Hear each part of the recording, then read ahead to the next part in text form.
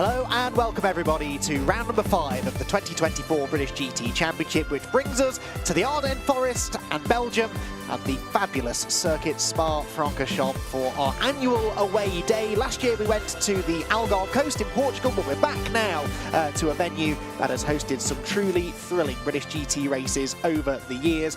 We're hoping that this afternoon's 2-hour extravaganza will be no different. It's a circuit that has challenged drivers since it was opened back in the 1920s. This current layout a little bit shorter and slightly less fearsome perhaps than the original Formula One circuit, but as we've seen already this weekend, it bites if you get it wrong, but if you get it right, it's a massively rewarding place to come and race, and they hope the teams on the grid to add more silverware to their 2024 collection.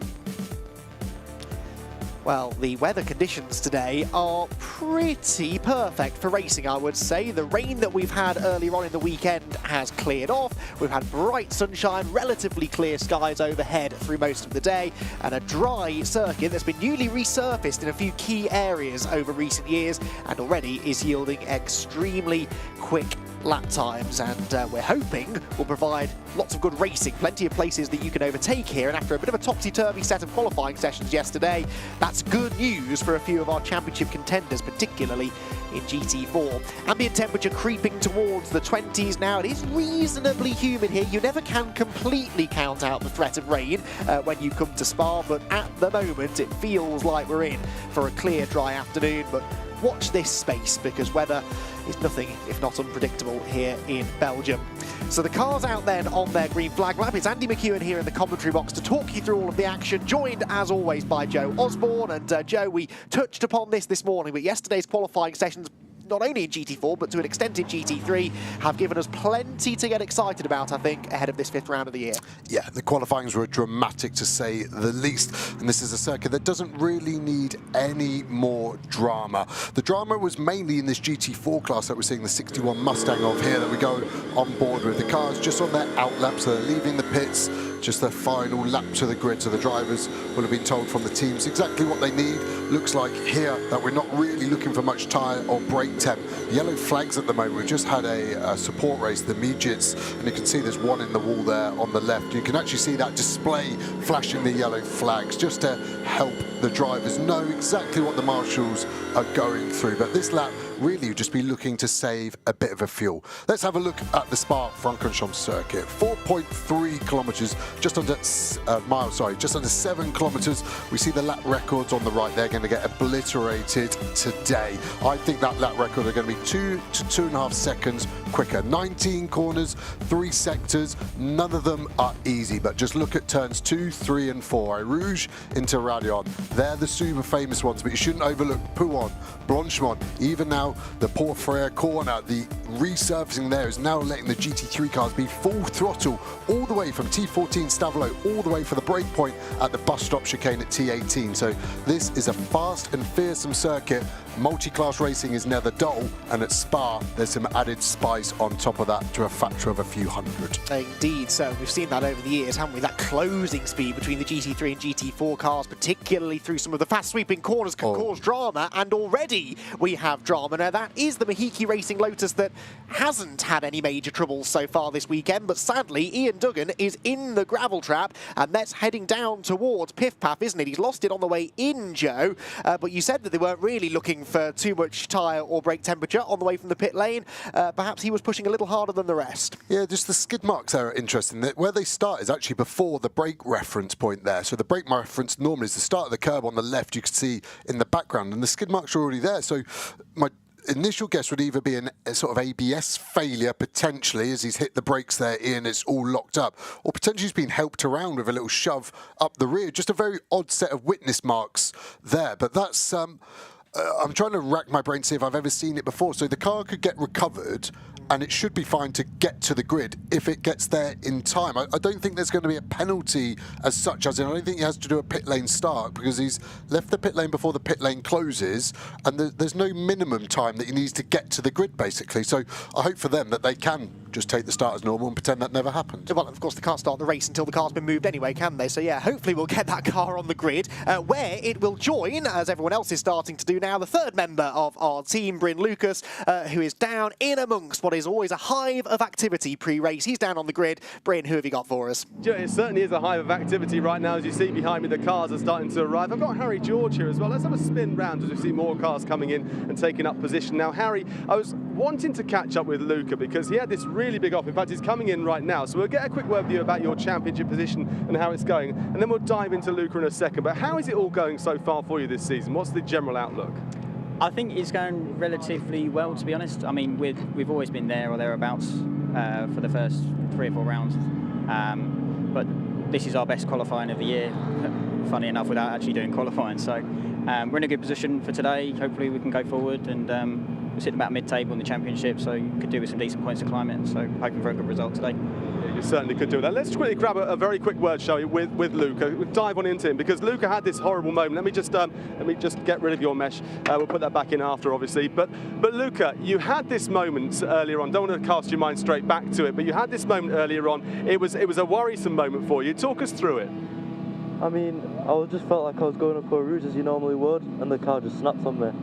I mean, obviously it's shaking me up a little bit, but I'm not going to let it affect me going into the race.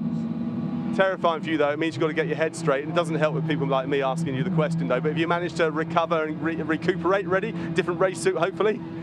Yeah, I mean, it is what it is. It happens. It's racing. But so I'm going to go into the race forgetting about it and see what I can do. Yeah, well, look, we wish you the very best. There you go. Thanks very much to Luca. Let's go for a little bit of a wander as well. So many cars are arriving. I'm going to quickly grab Will Autumn because they're looking really strong. They're a Pro-Am pair, which means they don't have quite the amount of time the Silvers do when it comes to their driver changeover. Will, can we grab you very quickly? We dive through the crowd. You guys looking really, really good this season. It's been a kind of an odd one. You're almost under the radar, aren't you, really? Yeah, I mean, it's just been consistency. We've never been the fastest car, but we've always been there or thereabouts over the first few rounds. So, I mean, it was not how we wanted to qualify, but we're a bit further up than I think we expected to be. So, hopefully another strong result. Yeah, third in the championship, 30 points off the lead. It's these sorts of results that you need, the consistency. You don't have to win races in British GT, but you do need to be gathering those points up consistently. No, exactly. Like you just said, it's consistency is key in this championship. There's so many variables, so we'll keep plugging away at it and see where we are come the end of the season. Right, well, wish you the very best of luck. Just quickly glance over my shoulder there, you see the pole sitter not very far ahead on this rolling start, but it's nice and sunny here in Spa, isn't it? Beautifully and sunny, but it's not been sunny all season. In fact, it's hardly been sunny at all. Here's what's happened. Welcome to the opening rounds of the British GT Championship for 2024. The race is on. The safety car's going to be in this time, so the race will properly go live. We'll go to green flag conditions at the end of this lap. Really hard to see anything really more than the third, fourth car in the back. And Alex Martin there sort of ducking to the inside going into Old Hall, partly to see where he's going as much as anything. And a big slide there. That's the Sasha Kaka Hugo Cook Audi that goes around. And 62 Mustang is off the road. And that is Will Moore. Ricky Collard and Rob Collard win round 1 of British GT for 2024. Over the line comes the Barwell Lamborghini Huracan.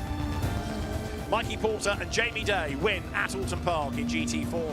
Round 2 of the British GT Championship. Dan Harper in the purple BMW looking for a gap on the inside. Maxi Goetz likewise in the blue Mercedes AMG. They dive for Old Hall corner.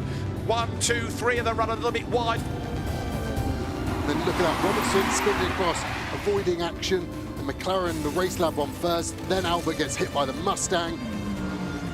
Phil Keane coming under attack from Ricky Collard as they dive down towards Old Hall. This is 3rd, 4th, 5th in GT4. The Ginetta will brake late, but the McLaren on the tighter line finds that wet, friction-free curve on the outside, slides wide, and up the inside, Will Orton gains the place. So it's going to be a double for Barwell because Sandy Mitchell and Alex Martin are going to win at Alton Park. Checkered flag is waved, and now there is delight at Barwell. Stuart Parker and Seb Morris, they've won GT4. It's the big one, the Silverstone 500. Across the line they go. Kevin Say leads here at Silverstone, as at long last we have GT cars racing at full pelt into Cobb's Corner. He loses control, then collides. So it's what I thought would happen, but the other way round, and then watch this impact. And Adam Smalley in a whole world of GT4 trouble. Clutton's got a gap on the inside, and through he goes. And Marcus Clutt with a brilliant opportunity to move this contact with the back marker though. And here comes Mardenborough. Adam Smalley will put a lap on Jack Brown. He will come out of Woodcote Corner, he'll see the checkered flag, and he and Sean Bell will win the Silverstone 500 for 2024. 3 of the 4 classes won by McLaren, actually GT3 and GT4 overall. Welcome to Donington Park, the first of 2 visits in 2024. Martin takes the green flag. Marcello does get out. I couldn't see if it was a red light. His pace should get him away from the leaders. All of a sudden, there's a wall of rain. We've got cars flinging themselves into the gravel, car after car. The safety car is out. Absolute chaos at Redgate Corner. Plato down the inside of McLeod. That is big damage. That tyre stack actually has moved a long way, hasn't it? Hadn't appreciated that. Keen to the inside of the Audi. This is Gamble's opportunity. Carries the speed off the corner. And in the end, this could be made quite easy for the McLaren driver. He's got his nose ahead. He's got the inside line for McLean's. And again, Phil Keane just stumbling over a back marker at the old hairpin. Easy peasy for Sandy Mitchell and Alex Martin, who are victorious in round number 4 of the British GT Championship at Donington Park in GT4. It is a race victory for the number 90, an instant classic here in British GT.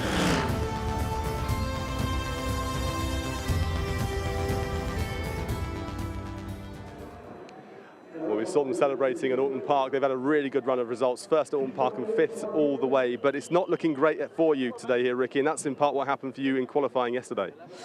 Yep, cheers, mate. Yeah, no, obviously there was Aston that beached itself on the inside of pit path, and I hadn't actually turned a single dry lap. You know, priority was to get my dad up to speed, and unfortunately, you know, I inside the car, I put my hand up, I lifted, I braked 35 metres earlier. But unfortunately that wasn't enough, or wasn't deemed enough so sufficiently.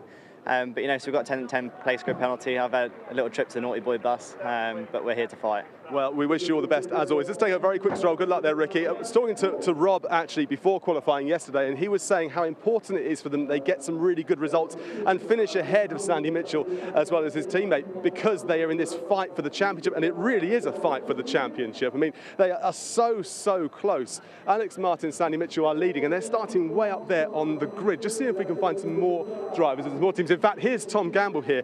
They're looking really good. Tom is looking really good alongside Mark Radcliffe. They've had some really good results. What can you guys do, very briefly, from this position on the grid? Because pace is something you've got.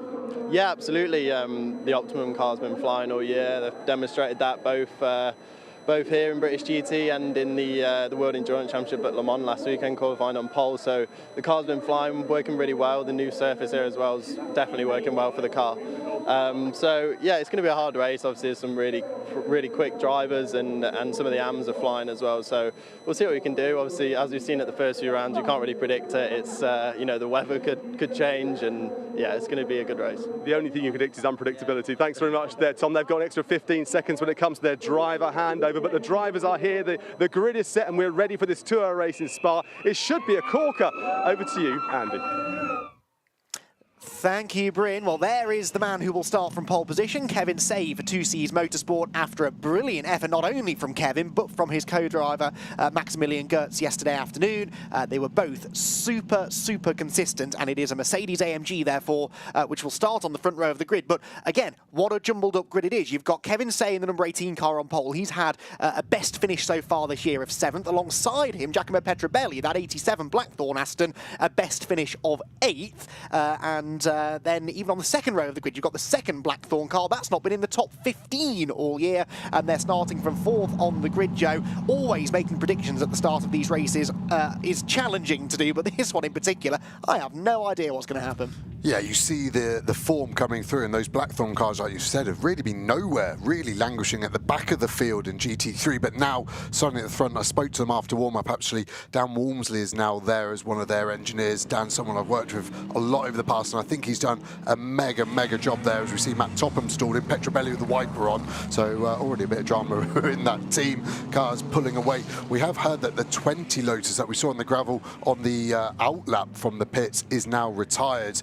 The team are trying to get that car back, but full of gravel, I can only assume, is the only reason that car wouldn't have been allowed to restart, unless there was a component failure that caused Ian Duggan to go off. Like I said, there were some big skid marks, which you would never see in a modern GT car with the ABS systems these cars run. So it'd be interesting to really find out what happened there. It will indeed. So cars out on their green flag lap then, up through Radion they go, and led by Kevin Say for 2C's Motorsport. Giacomo Petrobelli starting alongside in the first of the two Blackthorn Aston Martins. Alex Martin, championship leader, starts third alongside the second Blackthorn Aston of Matt Topham. Row number 3 then is where you find the consistent Morgan Tilbrook alongside Ian Loggy. He has a 10-second compensation time to be served at the pit stop. Mark Radcliffe's car will have 15 extra seconds to serve. He starts 7th alongside the Garage 59 car of Sean Balfe. Top 10 completed by Chris Buncombe in car number 2, with Sasha Kakad creeping into the top 10 after that penalty for Ricky Collard in the JNS Racing Audi. Mark Smith has Rob Collard alongside him. Collard, remember, second in the championship, really needs to try and make some early progress from the 6th row. Row 7 for Richard Neary and John Ferguson. That car was fastest in morning warm-up in the hands of his teammate Raffaele Marcello. Carl Cavers, the Century Motorsport Beamer, is next alongside Mike Price in the Greystone GT Mercedes, and then Simon Orange alongside Andre Borodin, who survived a spin at La Source in the wet conditions yesterday afternoon. Andrew Howard and Miguel Ramos together on the back row of the GT3 grid, Miguel only doing a maximum of 70 minutes in this race before parking the car, as he has got no co-driver. Then we move to GT4, the grid here based upon the combined lap times of pre-qualifying, the second free practice session if you like. So Freddie Tomlinson will lead the field to green with for DTO Motorsport alongside Mark Warren. Colin White is next, and Luca Hopkinson, having survived that scary spin at Radion in warm-up, starts 4th. Ian Goff and Ian Duggan were going to be together on that 3rd row. Duggan, of course, not going to be there now, unfortunately. Hopefully we'll see that car later in the race. Row 4 for Ed McDermott and Zach Meeking. Keep an eye on Zach Meeking. That Optimum Motorsport car has won the last 2 races and is starting mid-grid here today. Sai Sanjay and Eric Evans are next. There's been good pace in those Academy Motorsport Ford Mustangs so far this weekend. Keep an eye on him. And then next in line, Adam Hatfield and the second Academy car of Will Moore.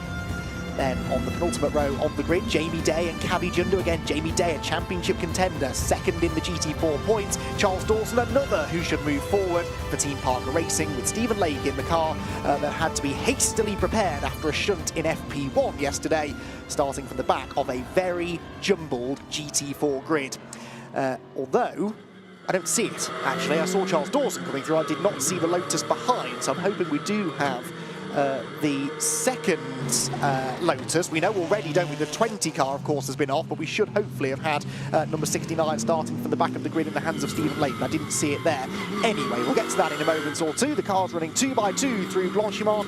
The next time they arrive here, they'll be going at full racing speed at the beginning of a 2-hour 5th round of the 2024 British GT Championship. Kevin Say starting from the pole position then and looking to try and get his head down, pull a gap in the early stages.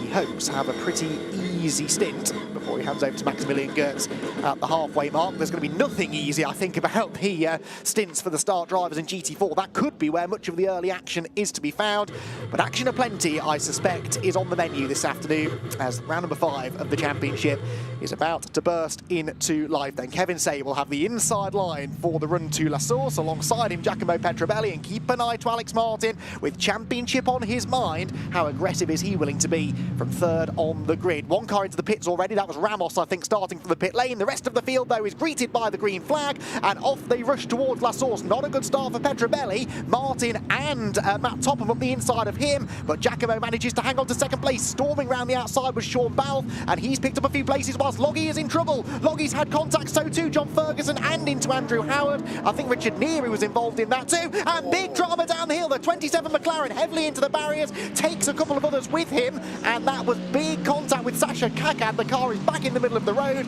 and this almost certainly will be a race stoppage. That was major drama. The safety car scrambled already, but that was a big hit in the barriers down the hill, and we hope that everybody is okay. Well, Joe, we said it's a wide track, but it's a big grid of cars. That jumble grid perhaps coming into play as well, and it was a bit of a chain reaction, that, wasn't it? Oh, huge. It was hard to dissect exactly what happened. To me, it looked like maybe Morgan Tilbrook in one of the orange-topped McLarens got in the back/side of Sasha Kakad, and that then, I think, caused Kakad to have some kind of component failure going down the run there into Eau Rouge, has lost the car, and then there's clipped orange in that McLaren, which we saw exit stage left super hard into the barriers. Luckily, the barrier has been moved back by about 8 to 10 meters in the last few years and is now an Armco, not a solid concrete wall like it used to be there. So yes, the McLaren took a big hit, but that car is strong, so I hope everyone is okay there. But that was a lot going on, all just kind of 3 to 4 wide at La Source, the general pinch point. But I think, looked like to me, Kakad got a hit on the rear right, which then would have probably broken the toe link, and then all hell has broken loose. The GT4 car's doing really well. We went on board with Dawson on the GT4. You can see how slow he had to go to avoid that. It's hard as a driver because the yellow flag probably wasn't out, so you technically could overtake. Of course, you don't want to be going flat out into it. You see Mark Smith actually there in that black McLaren full of grass. They're going to have to pit, otherwise that car will overheat. There's, yeah, just like I said, a lot to dissect from that. It didn't feel like anyone was driving really stupidly. It was a couple of small mistakes that I think eventually snowballed into a large accident. Indeed so. Right then, not the start to the race we were hoping for. It was a brilliant start though for this man. Sean Balfe was on his toes, wasn't he? Went storming around the outside of everybody. Everyone died for the inside of La Source, predictably I suppose, and he found a gap round the outside and picked up a number of positions. I think he's inside the top 4 at least as we come towards the conclusion of lap 1, obviously under safety car pace, with a safety car waiting to pick them up momentarily. There is Sasha Kakad's Audi, so it's still running, Joe. There is obvious bodywork damage. That car's race is done, certainly, but my point is, if there was a component failure, he has at least managed to keep it limping home to the pit lane. Yeah, I think you're right with it being a retirement, unless they can literally just throw 10 kilos worth of tank tape on that and try and hold it together. They're under safety cars, so you could do a lot of work without losing a lap, but I don't think they'll be able to do enough there. It's just so hard, just looking back at it. I think maybe Buncombe was involved with Kakad as well. It's so tight on that run, and it's so wide on the exit of La Source, and it bottles in there. You saw Andrew Howard go to the inside as well out of La Source. There was, yeah, really a lot going on. Big losers here, everyone in the background. So let's have a look. I think we need to be looking row 4. You see the 77 orange McLaren just to the outside of Martin. I think he goes late on the brakes, and I think there's a bit of contact in between him and the Audi, and now Buncombe in that white one. I mean, Neary's in the side of Ferguson there. So let's pick this angle. I've not seen this. So let's look to the red Audi, the yellow-fronted BMW. I think it is 3 cars into one, yeah. And I think that no one knew that there was another car. The most innocent one is orange. Yes. That's the biggest unfortunate. Watching the Ginetta here squeeze through the back, and that's why he's 4 places above some of the GT3 cars, because they've read that super well. Wow, look at this, the speed, the energy, the engine cover coming off the BMW as well. I didn't appreciate that. Now watch the Ginetta in the left follow this BMW through. That is tight. That would have been a big breath in to make sure you get through there, but thankfully all drivers okay. You can actually Neary's retired on the scene as well. That would have, there's quite a bit of smoke coming out the back of that car actually. Feel sorry for Neary, further back than he has been, and I think he's just been a victim of mid-pack lap 1 racing. Yeah, well, I think they can all probably say that was the case, really. That was all very unfortunate, but as we said, it appears everyone more or less okay. Right, in GT4 land then, the Ginetta did survive that moment and is running in 10th place overall. Freddie Tomlinson leading, needless to say, in GT4 with Luca Hopkinson second. Into the pit lane comes Buncombe. Now, this car was involved in, I think, 2 separate bits of contact there through the first corner and on the run down towards Eau Rouge, and they're going to start investigating on that left front corner in particular, aren't they, to see what is salvageable. Yeah, I think they were definitely hit at turn 1, and I think because he had cavers on his inside, I think everyone just pinched through, and Buncombe was in the middle and had nowhere to go, and you think, well, why doesn't he just back out of it? They've thrown a new front left on that RGN, it's lost all its dive planes, they've checked the internals, it's all okay, so they're not going to lose a lap. So many cars pitting. Ramos in again. I didn't expect that one, to be honest. He was obviously quite wise to come in and just get out of the way, just being here really for a bit of track time ahead of the CrowdStrike 24 hours next weekend. Maybe Garage 59 just doing a bit of pit stop practice. I'm just trying to dissect why they've pitted twice in 2 laps. Maybe a bit of debris, picked up a puncture. The car's got a TPMS system, so they'll be able to see there was a slow punch and they could come in. Pit stop going well for the Garage 59 guys there. Got to get that wheel on. 2 people, 1 for the gun and 1 for the wheel loader. Car down. And they're a little slow releasing it, so maybe it's a slightly bigger problem than they thirst fourth. But if you were asking me who was at fault there, I think no one. Peter Daly, very smart here, by the way. The cars are only using the F1 pit lane. We're currently looking at the endurance pit lane, which wouldn't be used historically for this one. But Peter Daly deciding that is the safer route, and there is the first 500 grams of that 10 kilos I suggested, the tank tape, getting it on, just trying to lift it all together. There'll be some structural support that is still okay, and he's trying to get the splitter onto the bumper, onto the bonnet. I think they're probably looking as their strongest component, and what they could do is actually do a lot of work here, send it, get it to catch the safety car and do again, but looks like one of the mechanics isn't particularly happy with something on the inside of the wheel arch. So yeah, Peter Daly's smart move there. There must have been so much debris on that old pit straight that they're just deciding to use that, and it just means that no one else should pick up a puncher.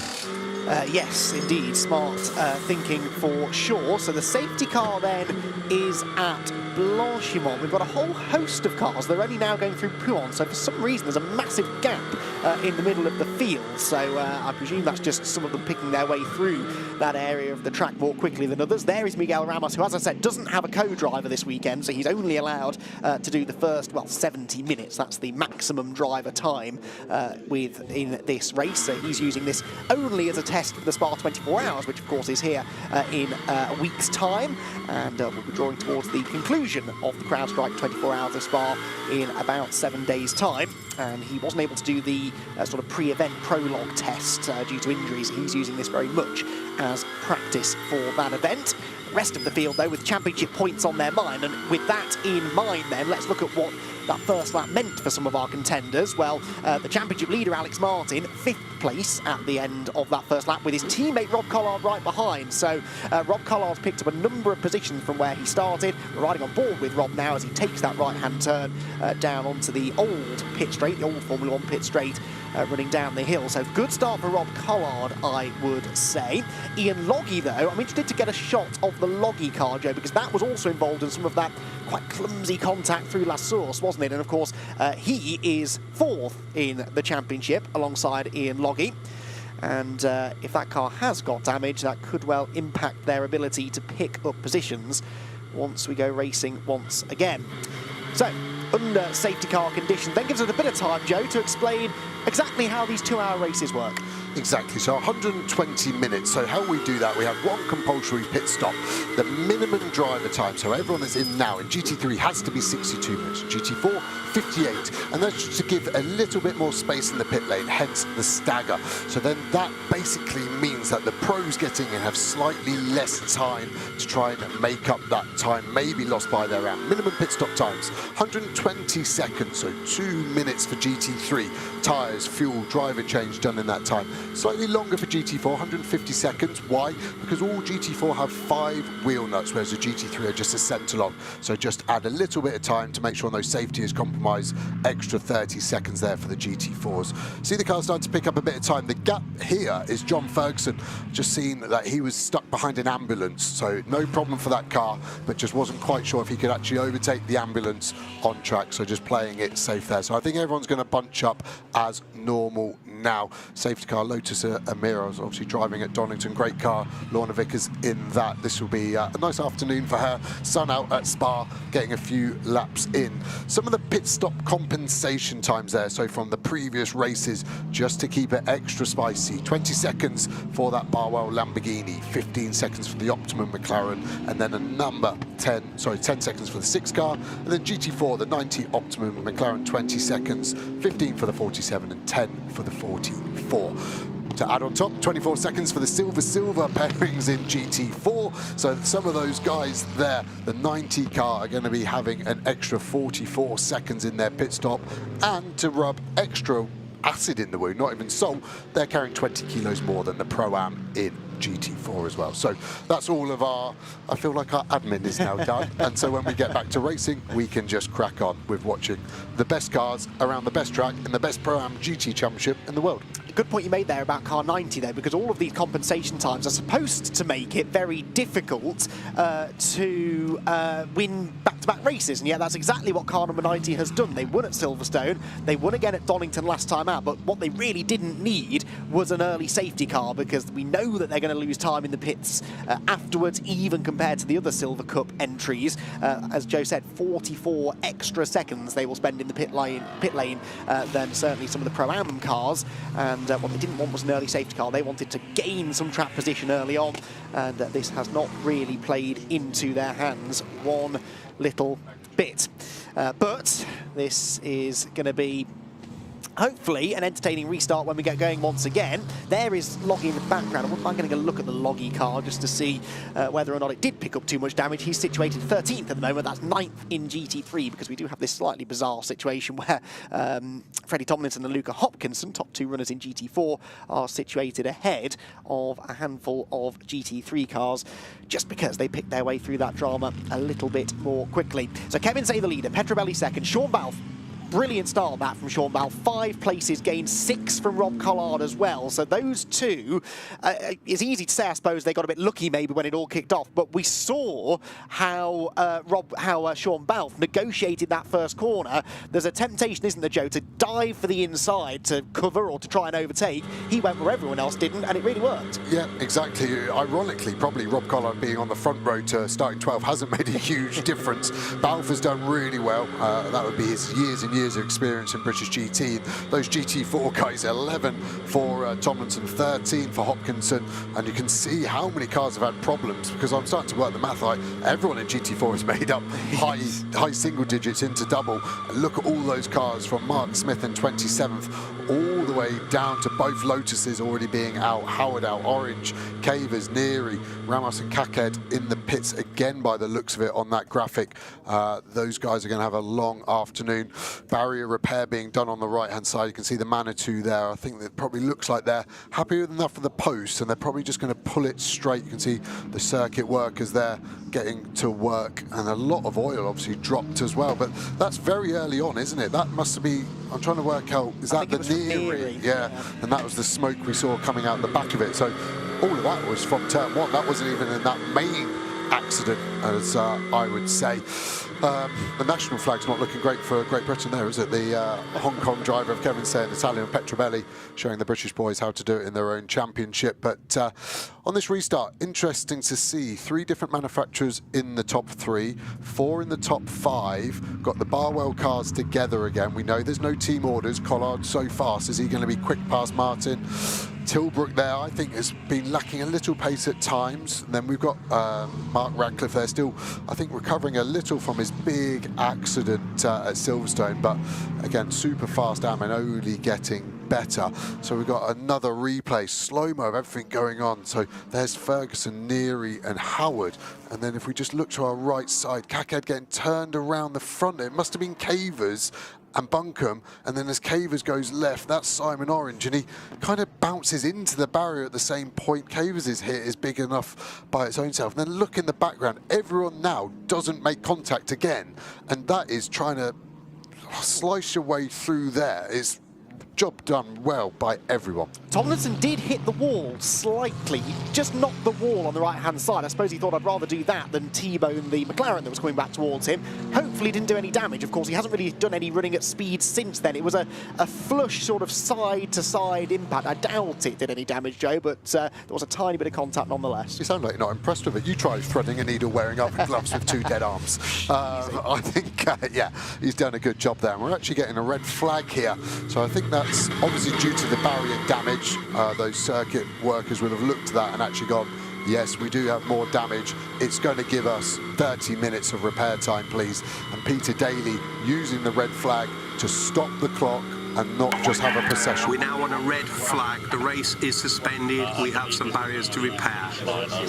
The safety car will stop prior to the control line.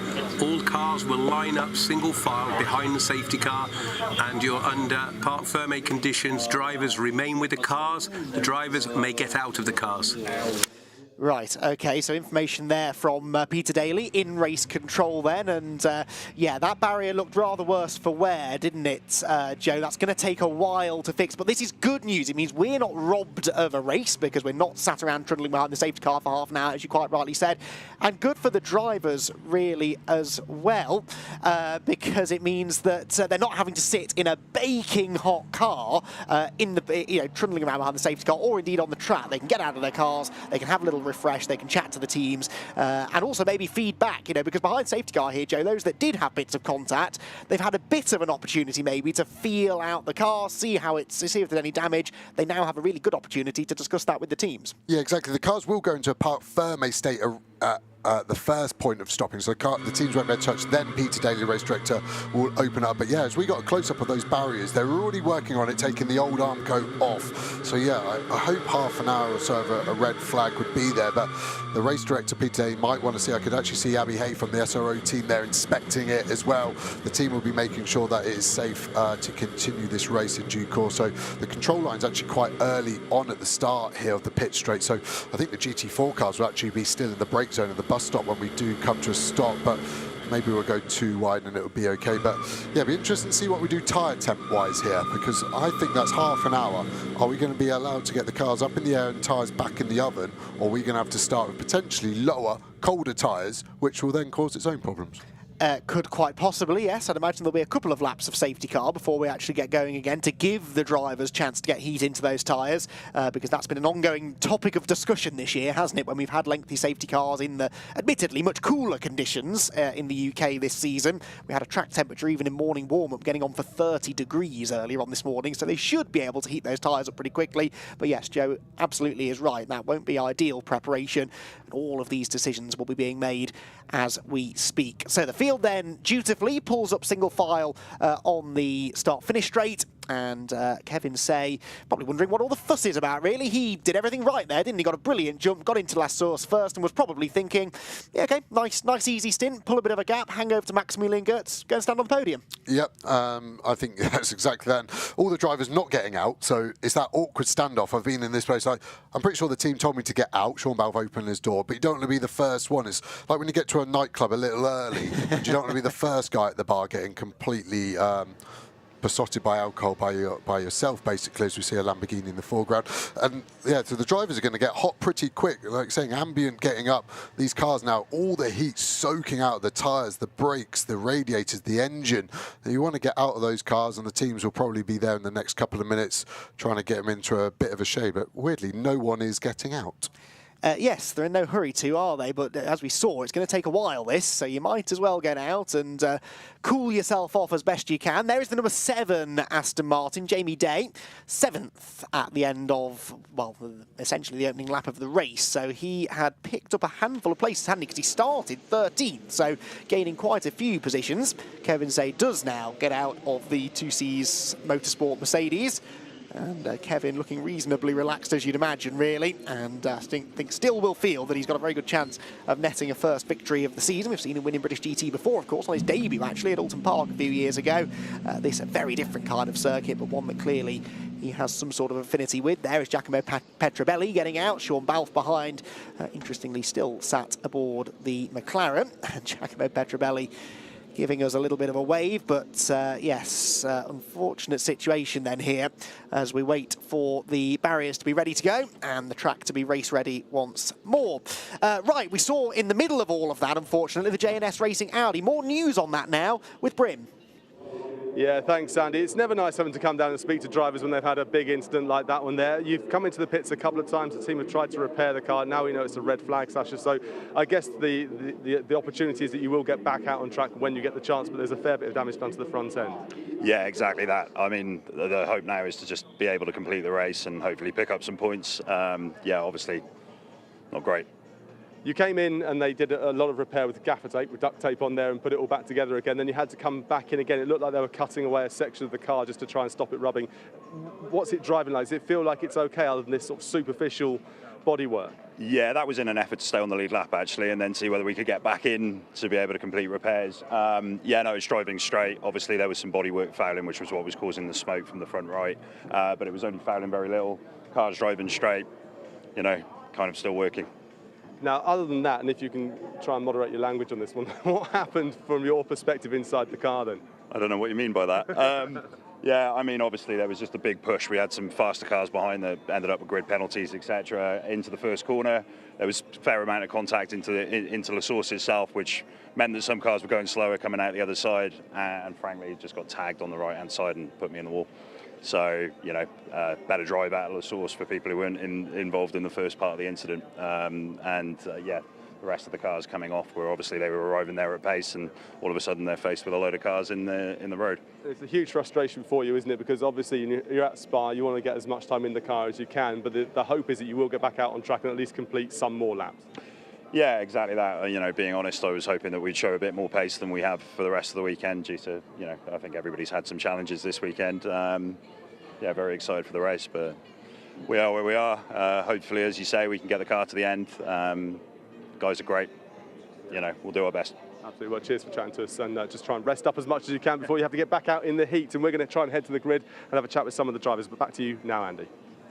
Excellent, thank you, Bryn. Also on the subject of Bryn, he did give me some useful information about Miguel Ramos earlier on. When the safety car came out, we were querying why he came back into the pit lane. It's so that he can spend as much of his 70 minutes of driving time on the track, not trundling around behind the safety car at low speed. So that doesn't really matter now that we've got a red flag. But if you're in the pit lane, it's not counting towards your driver time. So that was what was going on there. So thank you, Bryn, who, even if we don't see him on camera, is beavering away in the pit lane to dig out the stories for us. But yeah, some interesting conversations probably going on amongst drivers, particularly this group, actually, because certainly John Ferguson had a part to play in all of that. Rob Collard probably had a grandstand view, at least of the start of it. And Rob will be counting his lucky stars, Joe, that he got through that cleanly, because he was starting right in the area of the grid where it all went wrong, and that could have been championship defining had something gone wrong.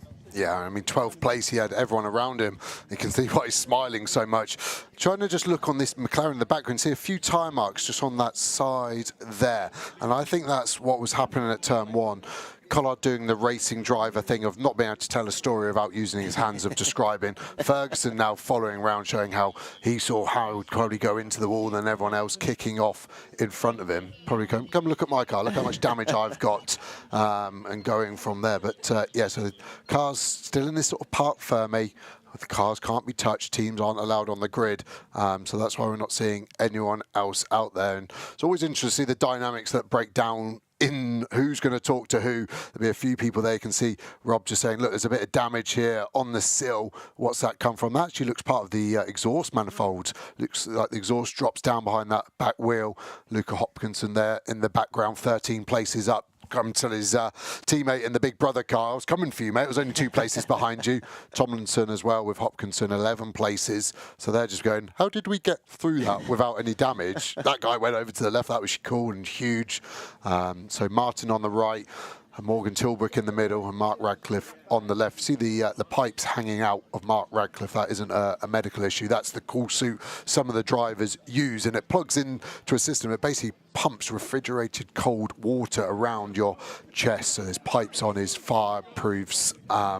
It's an interesting feeling as a driver. In the race car, you're super hot, always sweaty, so that's your main concern. Then you get this cold core around your chest, and you think, I do like it, but my legs are 100 degrees, and my body is literally at 10 degrees. It's ice cold to touch. And actually, worryingly, without getting too deep into it, there's been a few researches done recently. There's a bit of a link to some health issues because your core is so hot, but your skin is so cold. So I finally decided to take a couple of man-up pills, and I no longer run it. But there's quite a few things as drivers you can run. There's air vents as well you can have on your crash helmet, which plug in to a cool suit and cool helmet, which just alleviates some of that heat. Some cars have mega AC systems. I think the Aston Martin in GT3 and 4 has an AC system so powerful the drivers complain it actually can get too cold. Yeah. So they have to monitor how powerful that can be.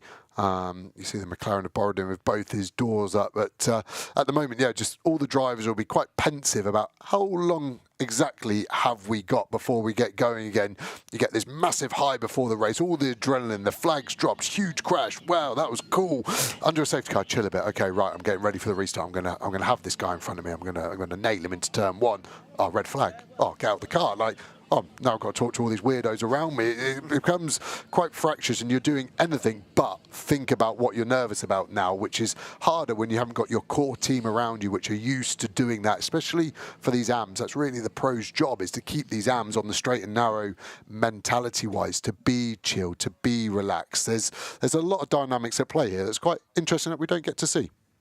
Indeed so. Right then, leading the race, Kevin Say, and he is down on the grid now with Bryn Lucas. Let's catch up with him. It's not often that I get to go on the grid for the grid walk and then get back on the grid moments after, but here I am with a lot of the drivers. They're all out the cars, as you see. Baking hot inside the car, it's baking hot outside the car in the race suit. Kevin, we didn't get to speak to you on the start there for the race, but pole position was where you wanted to be. It was a great start, great qualifying for you yesterday, and then this sort of thing happens and you've got to get your mind right. How do you go through this at the moment, and how long are you expecting this downtime to be? Well, I just hope that all the drivers are okay. Obviously, I didn't see the incident, so we went through the endurance pit lane, but yeah, hopefully everyone's okay. But yeah, it's okay. Same for everyone. Everyone's a bit hot now. We start from, I think we will start from the safety car again, and we'll go racing again. This is normal for us. Yeah, absolutely. I mean, you've got to do what's in front of you. That's all you can do, isn't it? But you know, and the car looks like it's going well. You're doing very well yourself and Max. You've had some tricky times this season, but you do have the pace. And that's what we said to you yesterday in quali. You have got the pace. It's just getting those results.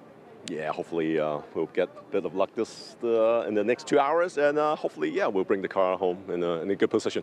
Yeah, absolutely right. Well, we wish you the best. Try and relax as much as you can. Interesting about the temperature, though, isn't it, Joe? Because as you were saying about how hot it is, there is a breeze. You can't really see it on camera. It's a nice, gentle breeze going. And if you get in exactly the right place, it's actually quite cooling. But all the drivers, I think they found the cool place, though, because they're all gathered just around here at the moment in one area. And Sean is looking forlornly at his car. Sean, we haven't caught up for a while actually, but the pace you guys are showing and where you are in the championship is pretty impressive. You sort of got there under the radar somewhat.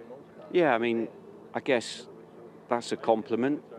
We started with fairly low, medium expectations with eyes on the Silver Am Championship, and Adam's doing, just doing everything really well.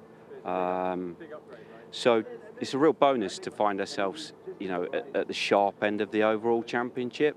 And we're kind of getting into the crunch period now, aren't we? Not literally, I hope, but we're getting into the point where, the first 2 rounds, they were the big tickets, get scores, get points. Now it's about consolidating and just making sure we're there for that those final 2 rounds. So there's a long way to go. But yeah, absolutely over the moon.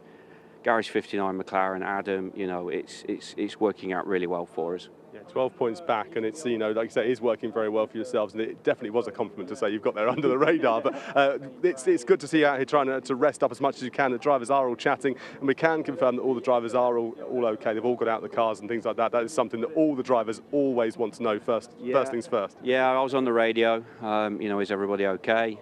This Garage 59 cars through, etc. And yeah, the team are obviously well informed by the race officials, and it's a very professional ran championship, and it can only work because of everybody involved is performing at a high level. Yeah, absolutely right. There's water being delivered as well. That's nice, isn't it? You iron that up like it's like it's gold dust.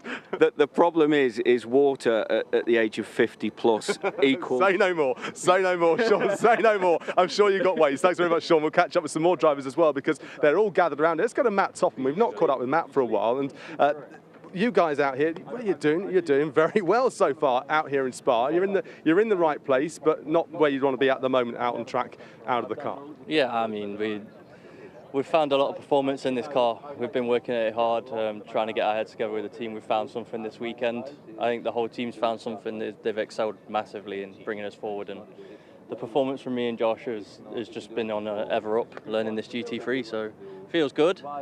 Sean got the better of me around turn 1. I got spooked by Alex's nose coming in on the inside into turn 1. I just wanted to give him a bit of space. I didn't want any big crashing. So, yeah, we'll see what we can do. We've got a long race to go yet. What's it like for you working with Josh? Because he's a young driver, but that's not to say he's not an experienced or a good driver, because he's certainly that. Yeah, I mean, I worked with Josh in Trophy here last year, just before the 24, and we hit it off straight away. We wanted the same thing from the car. It's always been very equilateral in what we want. It's worked really well this year. We just haven't quite found that bit until this weekend. So hopefully we can carry this momentum forward throughout the season. And I love working with him. He's a crazy little lad, but he's a good one. You found the bit. That's important, Matt. Very well. Let's carry on down. Alex is here as well. We'll come to yourself as well, Giacomo. But Alex is here now. Yourself and Sandy look so good at the moment in the championship. What a great run of results you've had to lead the way. But with that comes a big target on your back, and in particular this race, you've got the extra 20 seconds of pit stop compensation time. Yeah, I haven't done a very good start. You know, good job of the race start. The wing on the back of the Aston's so big, I couldn't see the lights. So I kind of just had to go when the others went, which meant there's a bit of delay on the start for me. Lost a few places, but we get our head down, and if there's not any more safety cars, we might scrape a few points with the 20 seconds. But you never know. You know, they could all take each other out and we'd have a nice clear lap. Who knows? What's really funny was I was just about to say that's a new one that I've heard from a driver, so I couldn't see the lights change. And my producer was saying the same thing as well, not to throw him under the bus, of course, but that is a good one. That you couldn't see the lights, you had to go when you felt it, intuition took you. Yeah, and obviously when the team was screaming at me for not moving, that also helped. But yourself and Sandy, I mean, we know what Sandy's like behind these cars. He's so consistent. He's such a strong performer as well. And your performances this season, first, a third. You've had two firsts, in fact, a third, and that retirement that came a couple of races at Silverstone, which wasn't your fault. So it's been looking like a very, very solid season. I think I'm just really lucky to have, you know, landed on my feet with that team and the teammate. I've gotten my head around the car quite quickly. Sandy's really helped me with that. And you know, hats off to Mark Lemmer. He's made a really nice racing environment. You know, at the end of the day, motorsport's fun. Everyone's here because they've got a passion for it. And so you've got to keep it fun, but at the same time, it's got to be serious, got to be competitive, and he's just got that balance just right. So it's a healthy environment to be in. And an environment that is looking for the championship on two fronts. Thanks very much there to Alex. Let's go to Giacomo as well, because I was hoping to catch up with Johnny on the grid. We couldn't get to him in time, unfortunately, but it's great to chat to you. Johnny was hoping to start that car on pole, but he had a bit of an off. And for us, looking at Johnny Adam, he never has an off. He never does. I think it's the first time in 5 years, 6 years, something like that. But yeah, he was pushing. He was on a lap that would have been good enough for pole, or certainly front row, but in the end it was enough to start on the front row anyway. So we're happy where we are. We didn't get a great start. I think the Merc has just about the right gears for the start. So, but hopefully we'll have plenty of time to make up for that. The car is good finally this weekend, so we're happy with that. It's interesting because Matt Topham said exactly the same thing. The car is good finally. They found a bit. What is the bit that you guys have found collectively? It's a lot of setup work, right? So I think, you know, obviously the Evo Aston Martin is new for this year. We got it late. We didn't have it for Alton. We got it for the second race weekend. And the team has been working hard on getting the setup to work, getting the tires to work. And it's a much quicker car than the old car, but it requires the tires to be in a window which is relatively narrow and getting things right. And I think finally we're getting there. You've got to tease the bits out of it, as Matt said. Look, we wish you all the best. Thanks very much, Giacomo. Andy, head back to you now. I'm going to see if I can grab some other drivers, but it's warm here on the grid in the race suit. I can imagine that they're feeling a bit warmer, though, than I am currently. Yes, I think that's probably fair, Bryn. They've had a slightly harder day's work than you or I have, and well, this really isn't what they wanted. They'd rather be cracking on with this right now and getting racing back again, but hopefully not too much longer before that's the case. The ambient temperature now is into the 20s, just about. That humidity is dropping, though, slightly, which is a good sign. Not a huge amount of wind either, blowing any weather in or out. Perfect conditions, really, for racing, and good to say a good amount of spectators around the track enjoying those conditions. It was free entry, free admission this weekend for any spectators who wanted to come along and enjoy the racing, and we hope that we're going to be able to put on a really good show for them when we do get going. This is some of the activity down in GT4 land then at the moment, and similar conversations going on, although I suppose these lot really will have some stories to tell after that half a lap of racing that we did, and a couple of them that needed to make good progress have made good progress, I would say. In particular, Zach Meakin, who ended up third in the silver class. I think he's about 5th or 6th-ish overall in GT4. That car had to try and make some good progress because it's the championship leader, and they did just that. The Academy Mustangs also picked up a few positions from where they started too, and managed to pick their way through the carnage on the exit of La Source. There we see Buncombe and a handful of other drivers gathering together at the back end of the grid, all waiting in anticipation of a resumption of the race. The clock has stopped, as you'll have seen on the top left corner of the screen as well. The race being suspended means that the time suspends, essentially, and we still have an hour and 45 minutes left on the clock. Hopefully we'll get that full hour and 45 in when the race is resumed once again. So, the cars then already waiting. Sean Balfe and Kevin Say having a little chat. Wouldn't be at all surprised to see these two doing battle when we do go racing again, Joe, because Balfe clearly was on a forward trajectory there. And I'd say these two reasonably evenly matched, really. We've seen these two cars together an awful lot this year, and already things shaping up that way again today. Yeah, definitely. Kevin Say super fast. I think the standout am so far this year. Interestingly, the dynamic he has, he's raced that McLaren that Sean Balfe in quite a lot, so he will know the strengths and weaknesses of the car potentially that's going to be battling with him. So, yeah, it'd be interesting to see once we go back to green, where does everyone stand in the food chain? And I think Kevin Say will still be somewhere near the front. I suspect you're probably right. Well, let's get the thoughts, shall we, of Bryn Lucas, who I believe has found a few more drivers down on the track. Bryn. You don't want my thoughts, Andy. They're never very impressive at all, but these drivers have got impressive thoughts, I'm sure. Let's start with Ian. It's out here on track, Ian. You guys have had an interesting season. We're trying to put into context where everyone is in the championships at the moment. Obviously, standing on the track here at Spa, it's not really where you want to be, but the championship-wise, it's kind of fair to middling, I think it's fair to say. Yeah, we've not had the start to the season we had last year, where we were challenging for wins and looking like championship contenders. This year's been a different story. I think a couple of things for us. I think, as ever, the competition's made a step forward, and so we have to develop with that. But I also think that BMW enjoyed so much success last year that I think we're one of those driver pairings right now that might be thinking that the BOP is going to swing our way soon, but we don't think it's been quite there for us. But we're here, loving being at Spa, and I think we're on set for a good race today, and that's what it's all about. Yeah, the balance of performance always is a contentious issue, isn't it? With every driver, even if they're winning, BOP comes into play as well. But Freddie, we know you're not doing a full season, but we don't know how much of this season you're going to be doing. You might have a better inkling. Can you tell us? Well, we're seeing, because obviously a few of the rounds they're full at the minute, so we're just trying to get on to as many as we can. So if there's a dropout for whatever reason, then we'll try and get on the grid. So we'll do as much of the racing as we can. Yeah. And yourself and Stuart had the exact position they wanted to be on the grid, starting at the #1 spot for the GT4s. But it is a hard thing. I mean, the grid was worked out in a very different way because of what happened to Ravi Ramid yesterday. Yeah, I mean, obviously it was a shame with what happened with Ravi, but we've heard he's okay, which is the most important thing. But it wasn't the most ideal way to get pole position. But at the end of the day, it is what it is. So just got to go with it and see where we can end up after the race. Not the way to get pole, but you take it. You're a racing driver, right? That's the way it goes. I mean, for yourself, I'm sure looking at this, Freddie, to win is the goal here, but it's going to be tough, isn't it? When you look at the penalty, the compensation time you've got to deal with inside the pits for yourself. Yeah, I think we're compensation penalty free. So I think my job today is when and if the race restarts, is keep it clean. I think we can see how important that is, and keep Freddie in sights and at the driver change. I think.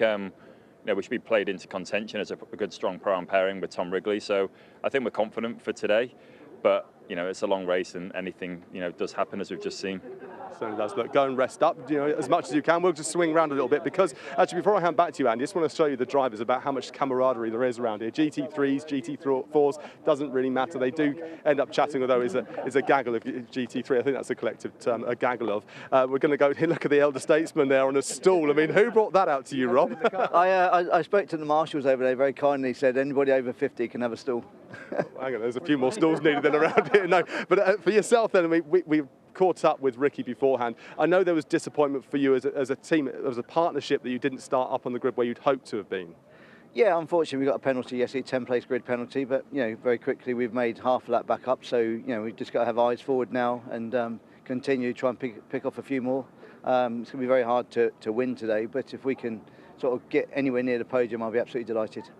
Looking at the championship, I mean, you've won it once before. You look at the championship right now, and it is the rival car, the car that's the same as yours, that is your biggest rival out there. Is there much data sharing? Is it an open garage? Yeah, very much so. Sandy was my teammate and is my teammate in Europe, so we got on very well. And Alex is relatively new to the team, but we've known each other through touring cars, and so yeah, it's open data, and everything is shared. 9.5 points is not a lot of points, particularly with these 2-hour races and the long ones because of the extra points you get for it. But with that, I mean, with your results so far this season, it just means that you have to carry extra time through races, but you don't in this one because of that 5th place last time out, whereas Sandy, and company have got an extra 20 seconds in the pit stop. Yeah, absolutely. That's hopefully it'll play back into our hands. I'd ideally like to be in front of them on the road, but if we have to do that in the pit stop, we'll do that in the pit stop. But no, I'm very pleased to make a good start. We've got through the carnage with no damage, and the car's looking good. You know, it was very fast in qualifying yesterday, and I'm looking forward to the rest of the race. Are you and Ricky looking at the championship now? I'm sure you are looking at the points, or are you just looking at finishing ahead of the close rivals around you, not worrying about where you are in terms of race finishes? You know, we've both been around and done a lot of racing, so it's so important to finish and keep consistently scoring points, and that's really our aim at the moment. We want to have the glory of winning or being on the podium, but if we can just take solid points at this point in the championship and close the gap to the leader or get the lead, that'd be very good. Wouldn't it just be very nice indeed? Look, enjoy your rest. I'm just going to see, I can see Mark Ratcliffe wandering around actually, and I'm going to see if I can get him for a little moment as Rob Collard takes his stall back to the marshals over there. In fact, we've just heard from Rob Collard, and we're going to have a look at the start of his race. I'll see if I can gather up another bit of a GT3 gaggle if I can, but right now back to you, Andy, to have a look at that start. Yes, thank you, Brim, because Rob Collard did gain quite a bit of ground, and Joe Osborne's about to explain to us how he did it. Yeah, so I'm going to be looking through the numbers that are stuck on the windscreen. I want to be looking at this Sasha Kakad Audi, and for a great start, got the run there. Martin, his teammate, using a rubbish excuse, not seeing the lights. The teams will be on the radio saying when the lights go off, it's him having to jink to the left, round the outside, like you said, to clear all the drama going on our right. We actually miss those cars going to the pit wall. Now let's look forward and left at this point. What's going to happen? Is there much drama in front? It's all behind us already, isn't it? That shows what a we good are job. looking to restart the race shortly, starting with a 10-minute signal when teams may rejoin the grid to help their drivers. We are looking to run the race to 75% of the championship 2-hour race, and we're adjusting the pit stop minimum drive times accordingly. We will publish a bulletin in the next few minutes. Sorry for the delay. No problem, Peter. I'm sure you're busy. So 75%, we're going to lose 25%, 30 minutes, 90-minute race. Maybe a safety car restart, so a slightly less green flag running. Talking about the compensation times, obviously they're factored for 2 hours. So if we're losing 25%, maybe 24 seconds should become 18 seconds. Trying to work math really quick. But yeah, the onboard there from Collard was incredible to show what a good start can do. Positive on the front foot, round the outside, could be risky, but actually all the drama was the inside. Petrobelli there getting ready. Lovely helmet design, almost a combo of Italian colours with a British flag on top. Mark Radcliffe getting ready. Big, nice, expensive watch there. Amazing wearing such a big watch in a race car. I guess he wants to be able to tell the time. Stilo helmet, I think he's pointing to something on the back, maybe one of, I think both of these lads are actually karting this weekend, unless Rocky is his son. I'm not sure the link on that one, if I'm being honest, but everyone getting back in. Sean Balfe there, super fluoro yellow helmet, just probably looking to get his seat in position all right. They're not allowed a mechanic on the grid, so all the drivers are actually having to get ready by themselves, which I know as a 4-year-old child you should be able to get yourself ready, but it's slightly different getting in a racing car. 5-point harness, the window net, which you can just see hanging out the back there, the anodized red part is the end. That is very difficult to put in by yourself. So I think they must be allowed a mechanic to do that last part. Alex Martin getting his gloves on. You see what the driver has to go through, but would you want to be wearing a pair of gloves on a 20-degree day? No. And that's, again, the temperature getting into the car, folding himself in, the doors automatically close. So yeah, the buckle that he's pulling up between his legs is like 2 straps together, so it's not a particularly comfortable experience where it sits, but it needs to be as tight as it can, basically. So yeah, we're going through everything. It's going to be interesting to see when we get going. The race will restart behind the safety car at 13:59. Which is 11 minutes from now then, so we are not that far away from a race restart. On the initial start of the race, though, I mentioned that the Academy Mustangs made some progress within GT4. This was on board with the number 61 example, and Eric Evans with a decent start. You can see how much more spread out the GT4 field are. That was that Meakin diving to the inside. He also, of course, gains a handful of positions out of this, and Joe, it's all going to unfold in front of us. Yeah, I want to see where the yellow flags come out, because it it all happened so quickly. I don't expect the marshals to be that on it. Is there a yellow anywhere I can see here? Nothing on his marshal display system. He's having to pick his way through at the moment. Or maybe a little rear contact with Meakin in there. Everyone now going left of Simon Orange to the right of Cavers. Safety car now on the marshal display system, so should be no overtaking, which he doesn't do. That was an amazing job. Yeah, and I do really liken that to threading a needle with oven gloves on. That was incredible work by everyone as we see the mechanics now coming to the grid. Indeed so. So they gained some ground within GT4. Sean Balfe, though, really on his toes. Look how far back in the grid he was. He was on the, the fourth row of the grid, I think, wasn't he, Sean Balfe? And manages to come out of this all in third place. And you're about to see, I think, what I described at the time, which is everyone else going to the inside. He thinks about it and then thinks, actually, no, there's a gap down the outside. He can brake much later into that clear space. And the road just opened up for him. Found some grip as well on the dirty side of the road. Kept it within track limits. A pretty much perfect start, Joe. Exactly, perfect. And we know Loggy got hit, and Loggy was in front of us. He thought about going to the inside of Loggy. All started to bunch up. Experience from Sean Balfe there. And it's what I try and teach my AMs is fill the space. Wherever the space is, just fill it. And the car was on the space was on the outside, and he filled it, and he was a hero. So really good. Here we are, car 31, Charles Dawson here. Very far back because we didn't get his pre-qualifying time done. So the GT3s are already going.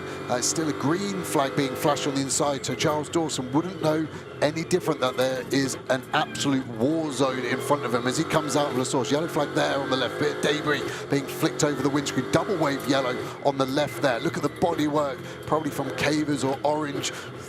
Car on the left, the Audi there, coming to a walking pace. That is like 10-15 decides, actually, I'm going to go left. He's probably generally a bit confused. Can he overtake? Because the yellow flags are out, but everyone else is stopping. But I'm really impressed with everyone in that GT4 pack, that not a single one of those GT4 cars was involved in another accident or made it any worse. Top driving there. Yeah, really heads up stuff that from the GT4 field, who, as we saw, was so far back from all of that yeah, they really didn't have very much time to react. So the clock, as you'll see on the top left-hand corner of your screen, has now been reset to 1 hour and 16 minutes and a bit. So that is just enough to allow us to do the 75% race distance that we need to do in order for full points to be scored. And there, look, interestingly, work going on to the back of the number 90 McLaren. So we had no idea, did we, until just now, why or that there was any damage potentially to the back of the McLaren. And that is because, as we saw, of the contact from the 61 Ford Mustang. And not badly damaged as far as I can see, Joe. Just checking if anything important has become dislodged. Yeah, exactly. The mechanic on the left, Guy Robertson, number 1 on that car. Sorry, he's just looking at that rear cheek panel. The diffuser, pretty fragile on that Artura, so I think they're probably looking to get that. And interestingly, he's actually putting his hand through the air lance hole. So I'm a bit worried for them. Potentially the air lance, where they plug that pressurized air to lift the car up, has potentially been damaged. So when they do come into the pits to do a tyre change, they might struggle to lift the car. The optimum guys would have just some normal trolley jacks, like NASCAR style, worst case, if that was it. But interesting to see him really delving in there. A bit of tape, but they didn't look panicked. It was probably just making sure the car is going to be okay for the next 90 minutes. Although I've just seen the clock is now reset to 1 hour 16. So I think we've got some moving goalposts here, haven't we, with the barrier damage taking slightly longer than I anticipated to repair. Indeed so, and with that come updated compensation time. So rather than the full 20 seconds to be served now for cars 78 and 90, that's come down to 15 seconds. Cars 27 and 47 have 11 seconds, and cars 6 and 44 have 7 seconds of compensation time to start, to serve. And when will those pit stops be served? Well, the minimum total drive time for the starting drivers has been tweaked as well. So for GT4, that's 43 minutes, and for GT3, that's 47 minutes. The longest any of them can stay in is 53 minutes. And also, just to complete the admin, the Silver Cup compensation time changing as well to 18 seconds at the pit stop rather than the 24. I got the math right on 18 You seconds. did, well done. My D- at GCSE math was doing me dirty, I would say. Interesting to see the Matt Topham there. Actually, look here, we're talking about loggy potential damage. Mechanic looking at the front right brake disc intently with a torch there. Maybe just a bit of damage, maybe a hit there. They're worried the brake disc could have been cracked, but again, doesn't look overly concerned on that. But yeah, when we had that mega interior shot of the Aston Martin and Matt Topham, you could see everything on the dash. There's so much information for these drivers to take on board that they really do need to be looking at it again. We see it there. So that's the Marshall panel there. This is now Petrobelli, actually, the sister car, isn't it? Rear view camera, Sean Belf there, the dash flashing away. You can see those red parts. The driver hasn't done the next step for the car to start. So in the Aston Martin, looked like you needed clutch pressure, the start button, and possibly a minimum brake pressure to get it fired up. So yeah, it's not just like starting your car going down to the shops. It's not twist and go. There's a huge amount going on there, and actually quite claustrophobic as well with the window net. Rob Collard looking hyper focused, isn't he? There. It's interesting when you get all the drivers out there. The mixture of crash helmets, the Stilo, seems a lot more popular in the last few years. And I think the drivers really that use it, the intercom system can be inbuilt to it. So again, just for driver comfort, I think Stilo have done a good job there. See some of the cars starting to fire up. It sounded like in the background, so hopefully not too far away. Yeah, we haven't seen the barrier repair going on, but we are hoping that that's a good sign that it's nearly done. All of the drivers are now, I believe, in their cars, with one team representative allowed next to the car, just to, as we've said, assist them with the final processes of that. Doors staying open, though, until the very last second, keeping as much cooler air coming in as possible. There is the scene on the run down the hill, and it looks like we're nearly there, doesn't it? That barrier looks more barrier-shaped than it did about 20 minutes ago or so. There's a bit of sweeping of the road to be done. There's a lot of sand that's been laid out on the right-hand side of the road as the drivers would look at it after Richard Neary's car leaked, I would imagine, maybe radiator fluid all the way down the hill. And so it's not going to be a pretty sight necessarily when they get down there. A lot of dust perhaps to be contended with for those further back, but at least it looks as though we're almost good to get round number 5 of the championship back underway. We will be minus at least, I would say, 6 cars. There might be a couple of others depending on the state of the Audi, the JNS Racing Audi, that we don't see again, but we'll have all of the expected front runners, I think it's fair to say, really, all still there, all fired up, ready to go, and now with less time to do the job in as well. So for the AM drivers, it's going to be a much shorter stint than they were anticipating. And actually, that could work against them in a way, because now they kind of feel, oh, right, I'd best get on with this now, hadn't I? Yeah, that's right. I think I have a genuine fear over right now that this is going to be the shortest sprint of their life, stint-wise. Some of the mechanics now leaving the grid, so looks like they're getting ready. And interesting, the car's been stationary for so long. I think some of them are going to have to fire up quite early to get the water and oil temp of the engine back up. Some of these cars, tolerance is super tight, where you wouldn't want them flat out with anything really less than 80 degrees water temp, and I would have thought they're probably in the low 70s into 60s after being sat like that. So yeah, I think they've done a good job on that barrier repair. I can see Bryn Lucas walking in the foreground there. He's actually had to do some work today. So it's added a huge insight. Don't get me wrong, I want to see hard green flag racing, but it has given us quite a good insight to a little bit more what the drivers are going through.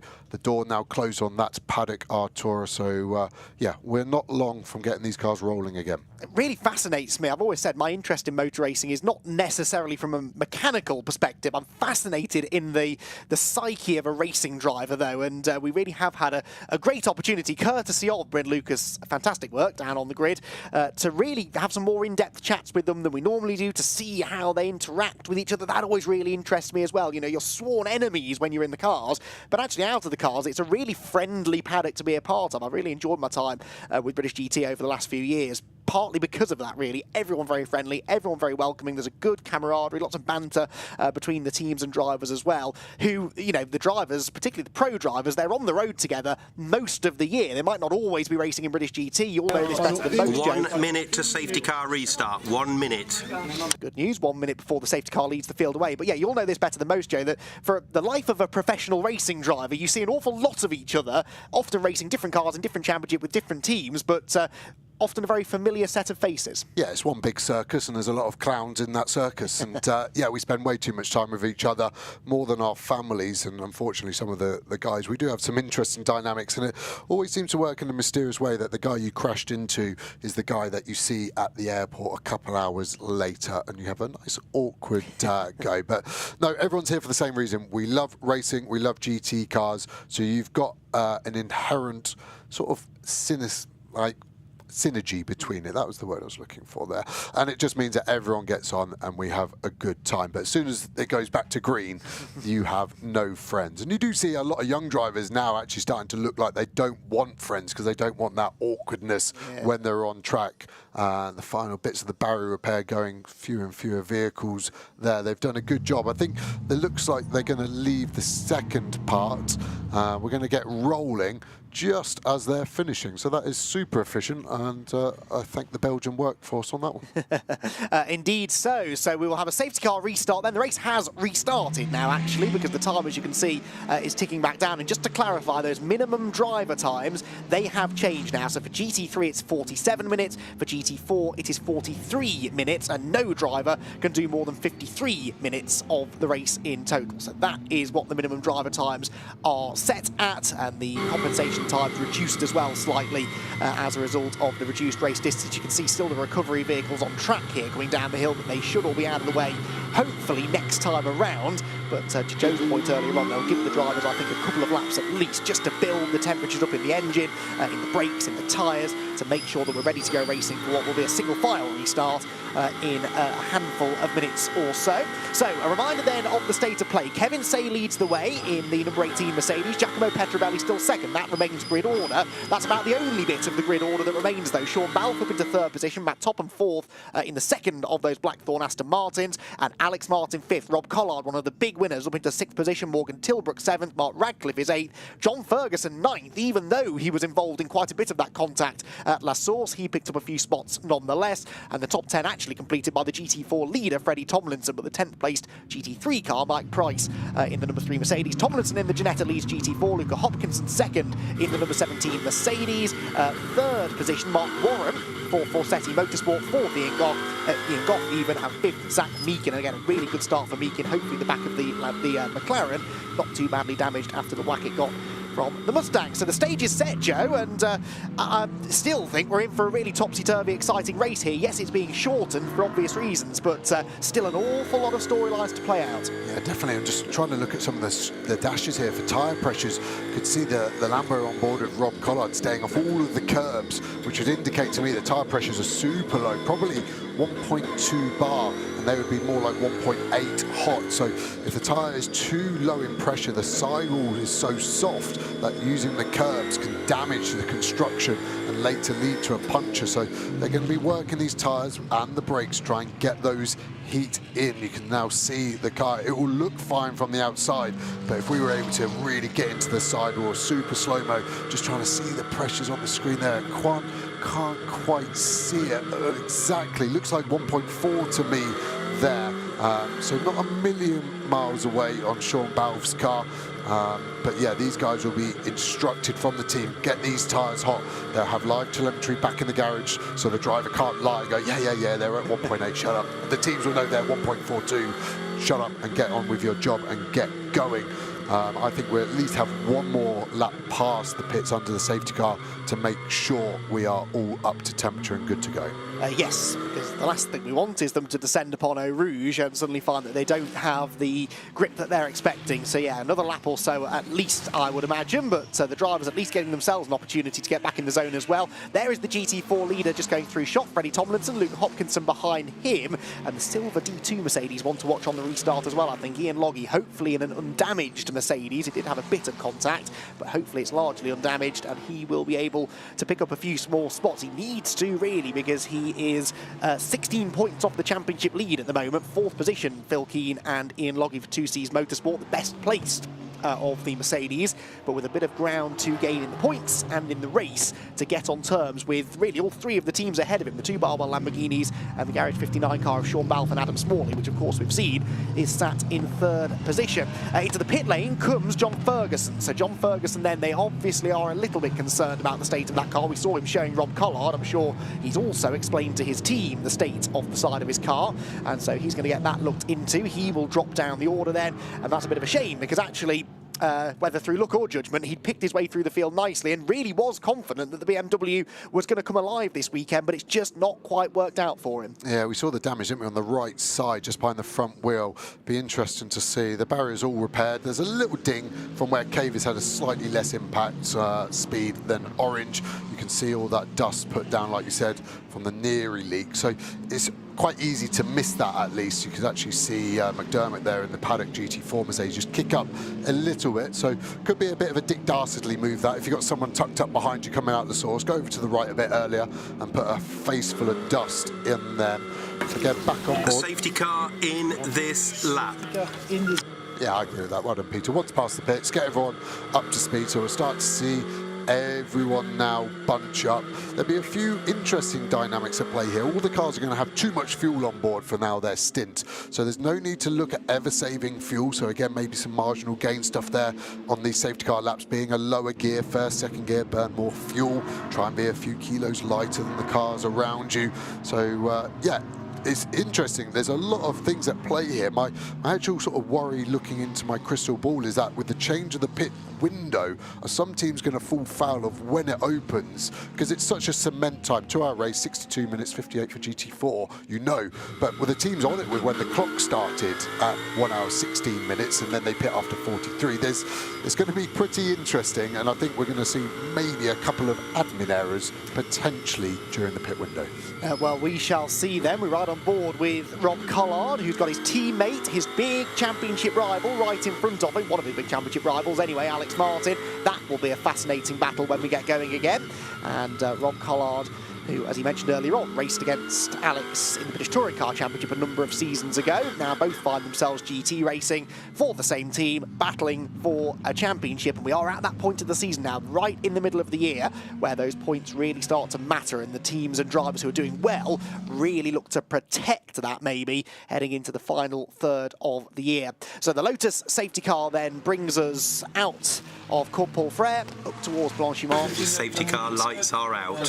As I was about to point out, the safety car lights are out, so we're going racing this time around. Kevin Say will very shortly be in control of the field, and it's his choice, within reason, when to accelerate, when to get the race back underway, with no overtaking though allowed until you hit that timing line. And actually a pretty fragmented field. They're only now starting to come together. Kevin Say staying quite close behind the safety car and only now reducing the pace, and quite a few drivers further back not quite awake to that, but he now steps on the throttle, slides the Mercedes AMG through the chicane, and we get racing back underway here at Spa after a lengthy red flag delay. But Giacomo Petrobelli has well and truly gone with the race leader, peeks to the inside as they head towards La Source once again. A bit too far back to make a move, but he's gone with Kevin Say, and that means Kevin has no chance here to relax. Yeah, both Lamborghinis working their tyres, weaving left to right. Still not happy with their tyre temp. Obviously, Petrobelli the best restart there. Sean Balfe kept a little bit too far back from here, not very like Sean Balfe. And then we've got this sort of lead 8 cars to Ratcliffe, and then a natural gap because the GT4 car of Tomlinson is in 9th place now. Ferguson pitted, so the GT3s behind Tomlinson and Hopkinson in that GT4 car's Price, Loggy and Borodin have got to now catch this gap up. You can see Price in the background, then Loggy has then got past Tomlinson. At the moment, all running suit. I think as the tyres come up, we're going to see some different pace coming, and this silver Mercedes in shot now is going to be the one going forward. GT4 looking a lot more lively. Isn't it just? You got the inside there, Ian Goff trying to defend, isn't he? Trying to get past the number 61 car as they head through Lacon, which he succeeds in doing. So he was confident when Bryn spoke to him just now on the grid that he could go forward. That is proving to be the case. And Ian Goff looking really the raciest that he's been so far this year, getting ahead of Eric Evans in one of those really well-fancied Ford Mustangs. Yeah, and Evans getting past Meakin, which we know he was behind because he hit him in that chaos on lap 1. Meakin now getting overtaken by Day as well, and the number 7 Fassetti Aston. Meakin really struggling here. I wonder if he's got some more damage than we thought. We saw them looking at it. See the Mustang flashing of Wilmore, Mike Smith in the GT3 McLaren there as we go to Morgan Tilbrook, right on the back of Martin, who is now behind Collard. So that is swap position somewhere on the lap. There on the back. Oh, that is a big, big moment for Martin. The car stayed amazingly straight, but to put 2 wheels in the gravel and keep your foot buried took a big set of minerals there. Looking back from Collard now. Small lift there. I'm hearing the pros are now flat through that second part of Stavolo on this long, long sweeping run, kicking the dust up, cutting so fine, coming into Blanchimont. Let's just go quiet and listen. Is he going to lift? Sounds like he just breathed out the throttle. It might have just been the load taken out, but that is a seriously quick corner. 145 miles an hour for these guys on Apex, getting to 160-ish before they hit the brakes for this very tight bus stop. Looks like Matt Topham is struggling with pace to stay with the top three. Balfe now starting to pull that gap out. Yeah, Kevin say they're 9/10 clear of Petrobelli, who is 1.7 ahead of Balfe in third position, but only a matter of time, surely, before a fired up and rapid Rob Collard makes his way past Matt Topham. But where can the Lamborghini make a move? A good run out of La Source will help. An even better run through Randion will certainly assist him in maybe having a go up the Kemmel Straight. But we believe that Aston Martin is operating particularly well in a straight line. Seem to gap the Lamborghini slightly through the dip. We'll see whether or not that gap comes back down at the top of the hill. The Blackthorn Aston Martin in second place, meanwhile, not defending, but trying to go on the attack as Giacomo Petrobelli attempts to stay with the leader. Alex Martin coming back at Rob Collard further back, a bit of weaving around going on there. Rob Collard's got to be careful. He wants to be aggressive. He wants to go forwards, but he's got past really the most important car in the race for him, that being his teammate, the championship leader. What he doesn't want to do is have a go at Topham, it not work, and Alex Martin to get back through. Yeah, definitely, and you're 100% also right. With action in the background, Loggy just running wide by himself, I think. He got past Price, that he was behind the lap before. Bit of grass in the bottom part of the radiator. I think that's fine for the Mercedes. This big part of the grille would still be able to keep everything cool. But you're right with the Aston Martin, 2 miles an hour faster than anyone else in the speed traps. 164 miles an hour they're doing at the end of Kemmel Straight. And that's going to frustrate Collard even more because he'll be quicker in the corners, hustling. And then he'll just see this Aston Martin start to ease away down the straight. And you can see that in this middle sector, Topham has eased away. Tilbrook looking really racy there. Car's really darting over the bump there under braking. As we saw, that was where Duggan went off actually there. So potentially that bump's causing more problems. Now they've resurfaced other parts. The bump that was your issue, like at Stavolo 2, for example, now a different one. As we go 3 wide, 2 classes here.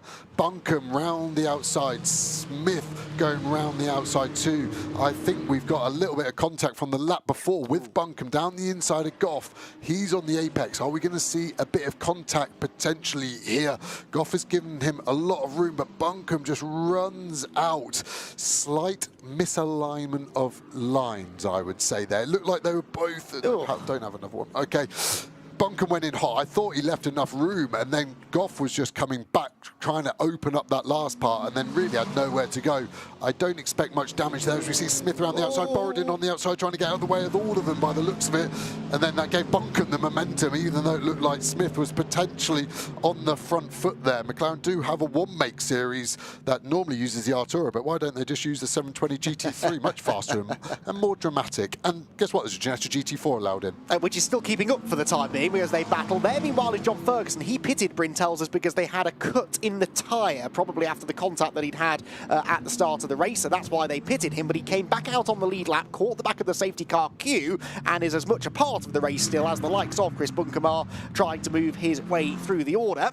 Interestingly, Giacomo Petrobelli on the previous lap, 3/10 quicker than Kevin Say, sets a new fastest lap of the race, and with it, does he beat an 18.8? Yes, he does, so that's a new lap record for Giacomo Petrobelli. But we expect, of course, the pros to go a little bit quicker in the second half of the race. We have an hour and 3 minutes to go. We have less than a second between the top 2 cars in GT3. And in GT4, Joe, I noticed that we've had a change for second. Mark Warren ahead of Luca Hopkinson now, so that Forsetti Motorsport Aston Martin, as we're seeing for the Blackthorn cars in GT3, looking like they could have a chance today. Yeah, mega pace as well. Mark Warren, obviously a bronze-rated driver, so going to have 18 seconds less in the pit stop as well on a slightly shortened 2-hour race. So they're looking in a brilliant position, and yeah, brilliant pace from a bronze driver to be second overall. We didn't see the move, but it looks like it's done on pace because he's not even that far behind Tomlinson in the lead of the GT4 class. Petrobelli, like you said, now lap record holder. As we see, the Ian Duggan car that was in the gravel on the out lap has obviously been fixed and repaired, so they're able to join the race. How many laps down are they? It looks like it'll be 4 laps down. So a lot of gravel on the exit. I don't think that was his fault this time. So they're kind of really out of the running, but it's what a great circuit to drive around, basically. So you might as well get the car out there, check it's all okay, and have some fun. Never did get to the bottom of the 69 car, though, because I'm pretty sure it never made it out onto the track. Stephen Lake in that car that they prepared very, very quickly yesterday afternoon after the shunt they had in FP1, only to not really get any running in qualifying either. So we'll see if Brink can maybe get to the bottom of that as we focus on the battle for 4th position in GT3. It's still Matt Topham ahead of Rob Collard, ahead of Alex Martin, with Morgan Tilbrook snapping at their heels as well, flashing the lights as he heads past the pits. Does he try and make a move into La Source? The answer for now is no. So as much as we expected maybe Rob Collard to dispatch Matt Topham pretty rapidly, I think he is finding that straight line speed advantage of the Aston Martin difficult to overcome, and so Topham able to stay in front, but they've dropped well away from the top 3 now, nearly 6 seconds the gap between Balfe in 3rd and Topham in 4th position as Alex Martin invents his own line over the top of Radion that wasn't necessarily the correct side of the curving. You can see there from Rob Collard's on board the way the Aston is just stretching its legs, pulling clear, although actually Collard didn't have a good run over the top of the hill. Alex Martin's alongside, but the outside line into Lake Con, Rob Collard defends the position, and just as well really, because Alex Martin most definitely went beyond track limits at the preceding corner. Yeah, definitely so, and I think Morgan Tilbrook here looks racy, doesn't he? He'll be getting frustrated. Thank you, Morgan, for showing how racy you look. Looks to the inside into Brussels, this long diving down the hill to the right, double apex into No Name, the left, which really is easy to drop a wheel on the exit here. You can see how little exit curb you have. Cars all looking pretty matched on exit speed there. I think Topham now will be starting to just calm down a little. It did look like the first couple of laps on the restart he would be struggling.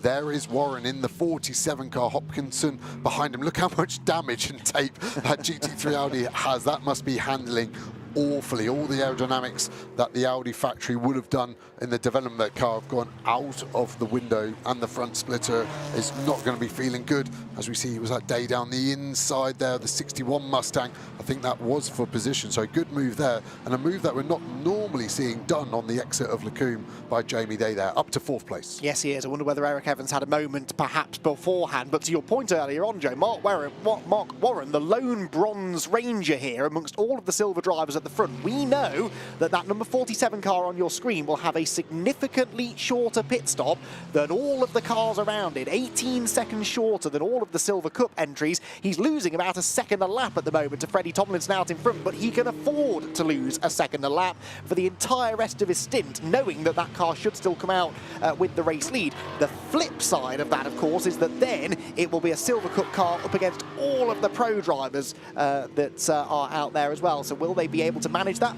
More than likely, you would imagine, in the second part of the race. But GT4 looking pretty action-packed, and still Ian Goff battling away here with the Mustang. In fact, Eric Evans, I'm sure we saw him pass Eric a few laps ago, and now not only has he lost a position to the Mustang, but back through goes Zach Meakin as Ian Goff becomes the latest driver to get caught out at Court Paul Frere. Yeah, it's such a difficult exit there, so fast, and when you're in a pack there, sometimes even you can't even see where you want to be letting the car. That would have been wild for Ian Goff. Did a mega job to hold on to it, lost the place, but lives to fight another day.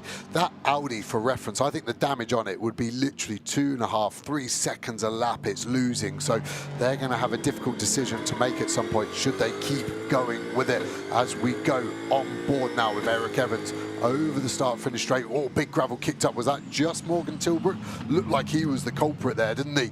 Just starting to push on again, like I said lap before. Is he getting frustrated? Is he going to start to get racy? The team will be in his ear.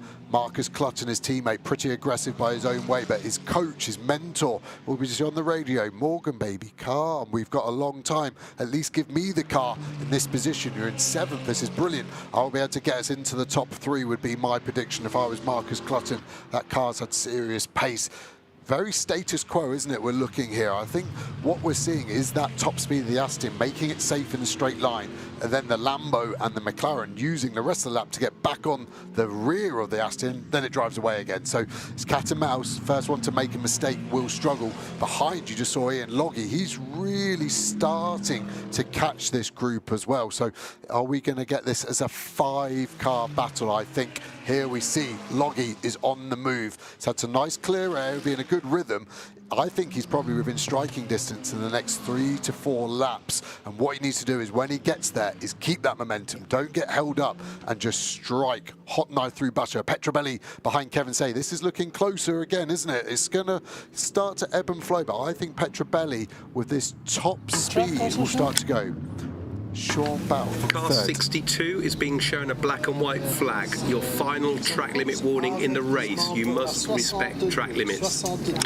Of course, always respect track limits. And interestingly, the race element there, the track limits not being reset, so much gravel on the exit there for the whole race. Sometimes we get it per driver, here it's for the whole race. So they cannot do one more single misdemeanor for 56 minutes. I know Wilmore well, I don't see that happening personally. His driving style is bullshit, to say the least.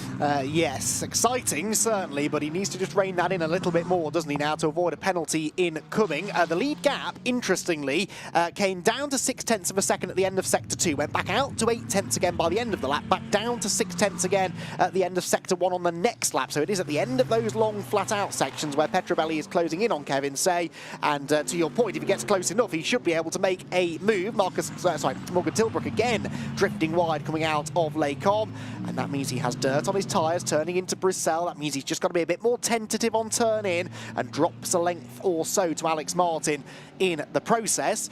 Ian Loggy also, Joe, you made the point, closing in definitely is. He was 0.6 of a second quicker than this group in front on the previous lap. On that lap, actually, that's just finished, he was 1.3 seconds quicker than them as they started to battle. So Loggy is doing exactly what he needed to do, really. Lost ground at the start of the race, but digging his way back out of that hole nicely. Yeah, it really is. As we see the Ginetta hustling through Eau Rouge, they can see the load on it, able to stay with this GT3 McLaren. Look at the angle of that splitter. None of the aerodynamics from the splitter backwards, which is all of it, will be working particularly well there. Yes, not going all that quickly, all that much quicker than a GT4 car, really, is he? We've had a change for third in GT4. Jamie Day gaining a place as Ian Goff is back up the inside of the McLaren of Zach Meakin. How did that one pan out? BMW not ahead of McLaren, but the McLaren didn't take the same route through Les Combes as the BMW did, so I think might have to give the position back. We've also got the Eric Evans Mustang now up ahead of Luca Hopkinson, so Hopkinson, for whatever reason, drifting back a bit now through the middle part of his stint and losing out on fourth place. So it's now Tomlinson who leads in GT4 by about 6 seconds over Mark Warren in second position. Jamie Day, though, up to third, and don't forget, Jamie Day started 13th on the GT4 grid. He is third coming towards the conclusion of his stint. Not a bad start to the race. Yes, a really fluid. See Hopkinson running wide in the mid part of Pool on there. That would be a little scary for sure. But it's a very fluid battle pack here. Everyone's sort of ebbing and flowing. I do think Meakin cut too much there, but hard to really determine who was in front. Ian Goff will be on the radio saying that should be my position, and funnily enough, Zach Meakin saying the same. Hopkinson now running wide twice in 2 corners, and their tyres starting to go off. Let's have a look at the Mustang. Wow. No replacement for displacement from America here. Breezes down the inside. A little bit of a wiggle. It didn't look like any contact. Just, again, we saw him warm up that car quite loose under braking on the rear. So potentially that is how the guys have got it set up at Academy.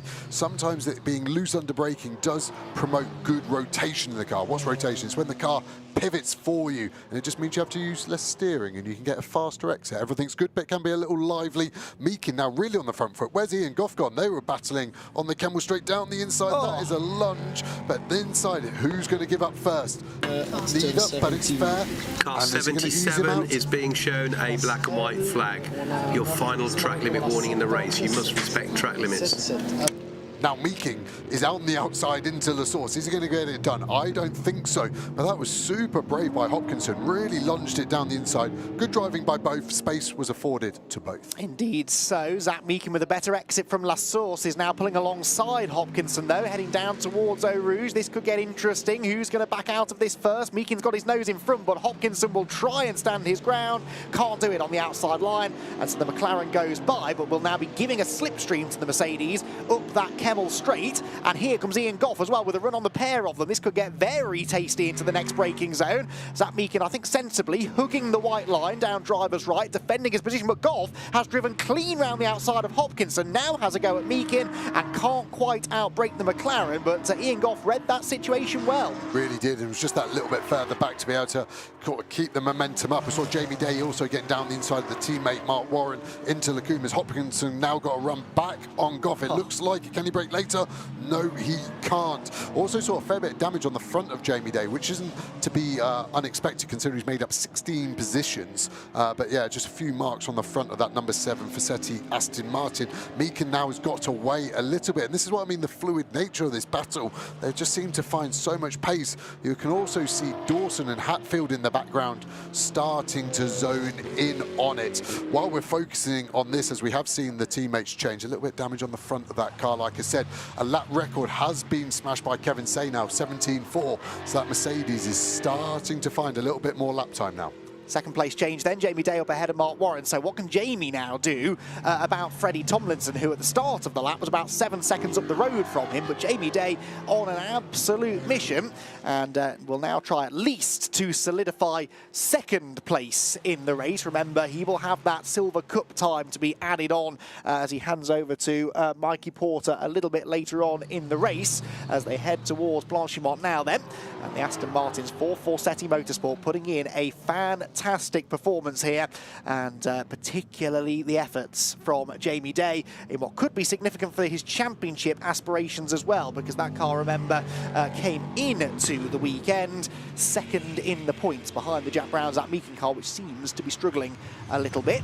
Through Piff Paff heads this ongoing GT3 battle, and you now do sort of sense, Tilbrook wide in the background, but you do sort of sense now, don't you, that this could all boil down to the pit stops. It is a bit of a stalemate situation out on track. Rob Collard just not able to find a way past Matt Topham. Alex Martin's had a go at getting past Collard. 12 is being shown at black and white flag. Car 12, you must respect track limits. Final warning in the race.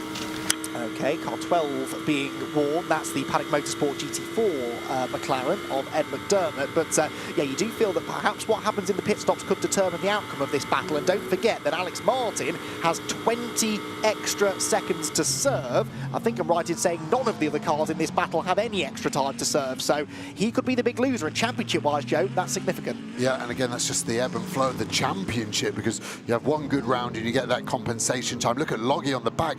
I said 3 or 4 laps. This has been 2. Tilbrook has lost his head. We've seen him running so wide. Is that him, or is the car now not happy? Tyre pressures maybe coming up. Has he overworked the rear tyre in the gravel again?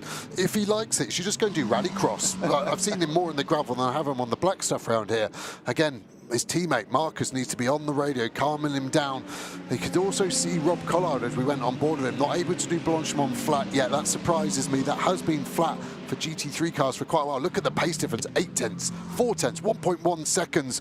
And we're also now getting the GT4 / very damaged Audi starting to slow these guys up. And Ian Loggy round the outside of Tilbrook in the background has done it. So a better run over the top of the hill, perhaps slightly better top end speed as well. There's a screech of tyres. Why is there a screech of tyres? Everyone, I think, is still there, so perhaps it was a bit of a moment for one of the cars, maybe the GT4 Lotus, which was being lapped, but I think they all survived that just about. Mind you, Loggy coming down the hill, I don't see Morgan Tilbrook. I don't see Morgan Tilbrook in that shot. Unless I've missed him, I think he just went straight across the chicane. That's what happened. So Morgan Tilbrook, that was the screech of tyres. It was a lock-up, I suspect, and he's had to take the shortcut up at Lake On. It's either his tyres or his vocal box. It'll be interesting to see, but I think you're right. We both heard it. As a driver coach, when you're sat in so many race cars, as soon as you hear those tyres screech, you naturally get scared. Flag for car 87. Final track limit warning in the race. Car 87, please respect track limits. So Petrovelli now has not only lost a bit of time, 3 seconds there to Kevin Sayers on his final warning. So when Johnny Adam inherits that car, he will not be able to do a single track limit for the rest of his stint going back on board with Collard. Let's just watch that Aston. Is it getting smaller or is it getting bigger? I think its top speed only really happens above 140 miles an hour. So I think this is the point it will start to ebb away. They use a bit of extra entry bit here. Got to keep one wheel on the track, slight lift. Both legal on exit into the bus stop. Where they're going to brake, the bumps are now gone. It's been resurfaced, so they're able to use the normal line. last year. You'd have to use the inside, great on the brakes, swing it in a bit deeper to the left, so you probably won't get as good a run out of this last corner. And it looks like almost status quo, maybe a couple of tenths gained by Collard.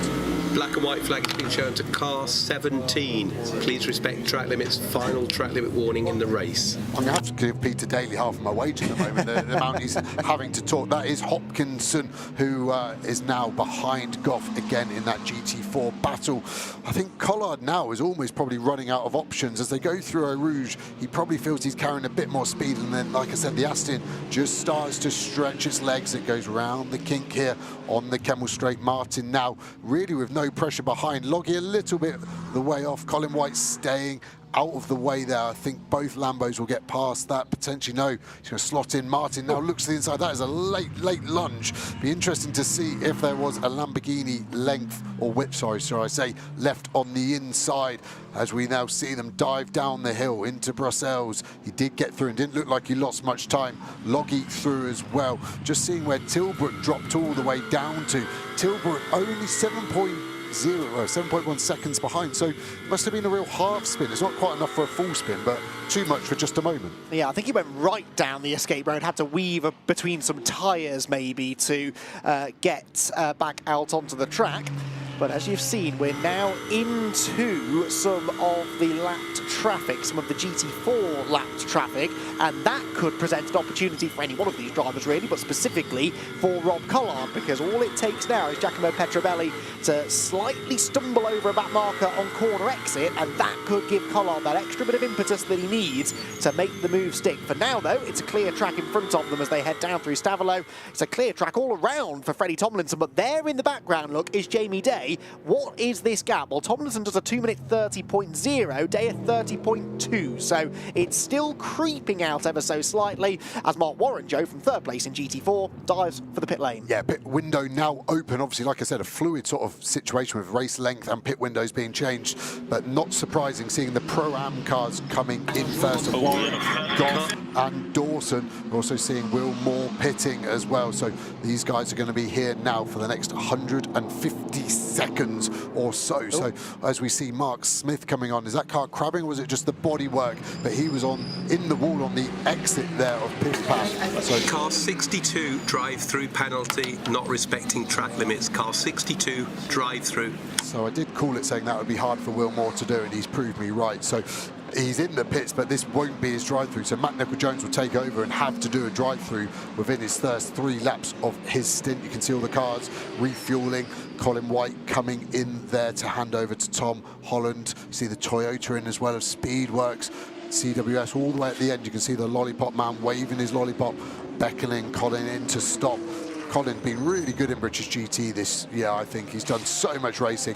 A real lover of Ginetta, runs his own team, has a party bus he tours around in with that team. They have it done, and there we see Collard in front of Topham. What we didn't see is how it happened. Hopefully we can get a replay of that. But yeah, Collard is through, and now Alex Martin really on his toes to try and follow him by. Remember, this 78 Lamborghini has extra time to serve in the pit. This is how it was done, under braking, perhaps predictably really for the Lamborghini, into the final chicane. Was it clean? I think there's going to be some paint traded, but that was a really aggressive and strong move made there by Collard. The wing mirrors go flapping, but he got the job done, Joe.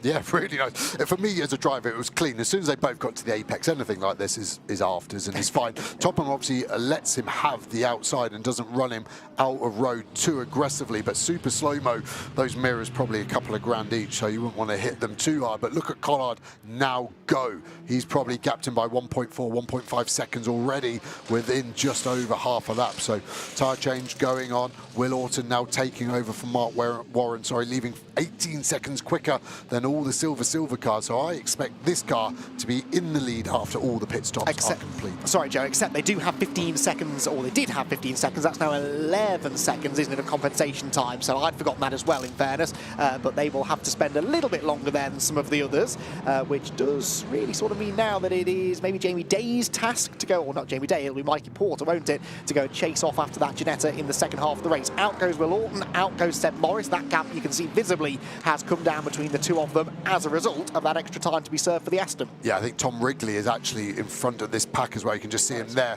coming under the gantry, so they have jumped in front as well. Matt Nicol-Jones in the Mustang as well behind Sean Balfe. We haven't really spoken about him much, just in the middle of this pack. He's had a very clean start of the race, if not a little boring. 2 seconds off the lead, 5 seconds behind Petrobelli, but then 10 seconds in front of the Topham Collard battle, and Collard has actually boxed this lap because the GT3 window has now opened. So we're going to see all the pros in the cars, GT3 and GT4, with 40 minutes remaining. We get this second bite of the cherry in the British GT race. It must have opened after the leaders had gone through, but before the rest of them came through. Look at how this lead gap has come down as well. I made the point it was up over 3 seconds at one point, now down under 2 as Giacomo Petrobelli begins to come back at Kevin Say. A good time in the race to be doing that, just as he's about to hand over to Johnny Adam, with Kevin Say set to hand the Mercedes over to Maximilian Gertz. But it looks all of a sudden as though Petrobelli is quite a bit quicker. He was a 1/4 of a second faster than Kevin Say in the first sector alone, and we'll see shortly what his middle sector time will be.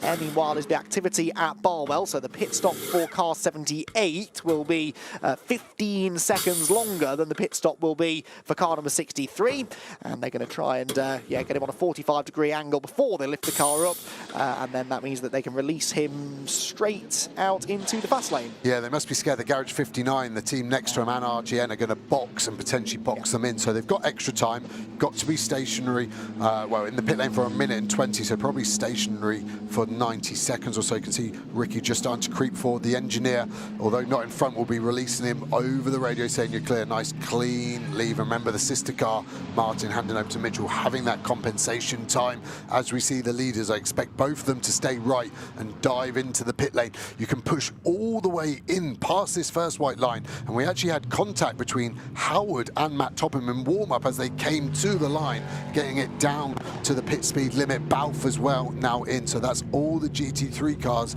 in and over to their pros. Yes, it is indeed. One of the Mustangs in the background as well. Eric Evans, that will have been, I think, the only Mustang that hasn't yet stopped, but this is an important moment in the race then, because there was only about, well, under a second between these two before the pit stops began, and we have seen sometimes teams going slightly over the minimum pit stop time by a second or so, and that could just yield an opportunity for Blackthorn if they're absolutely on it.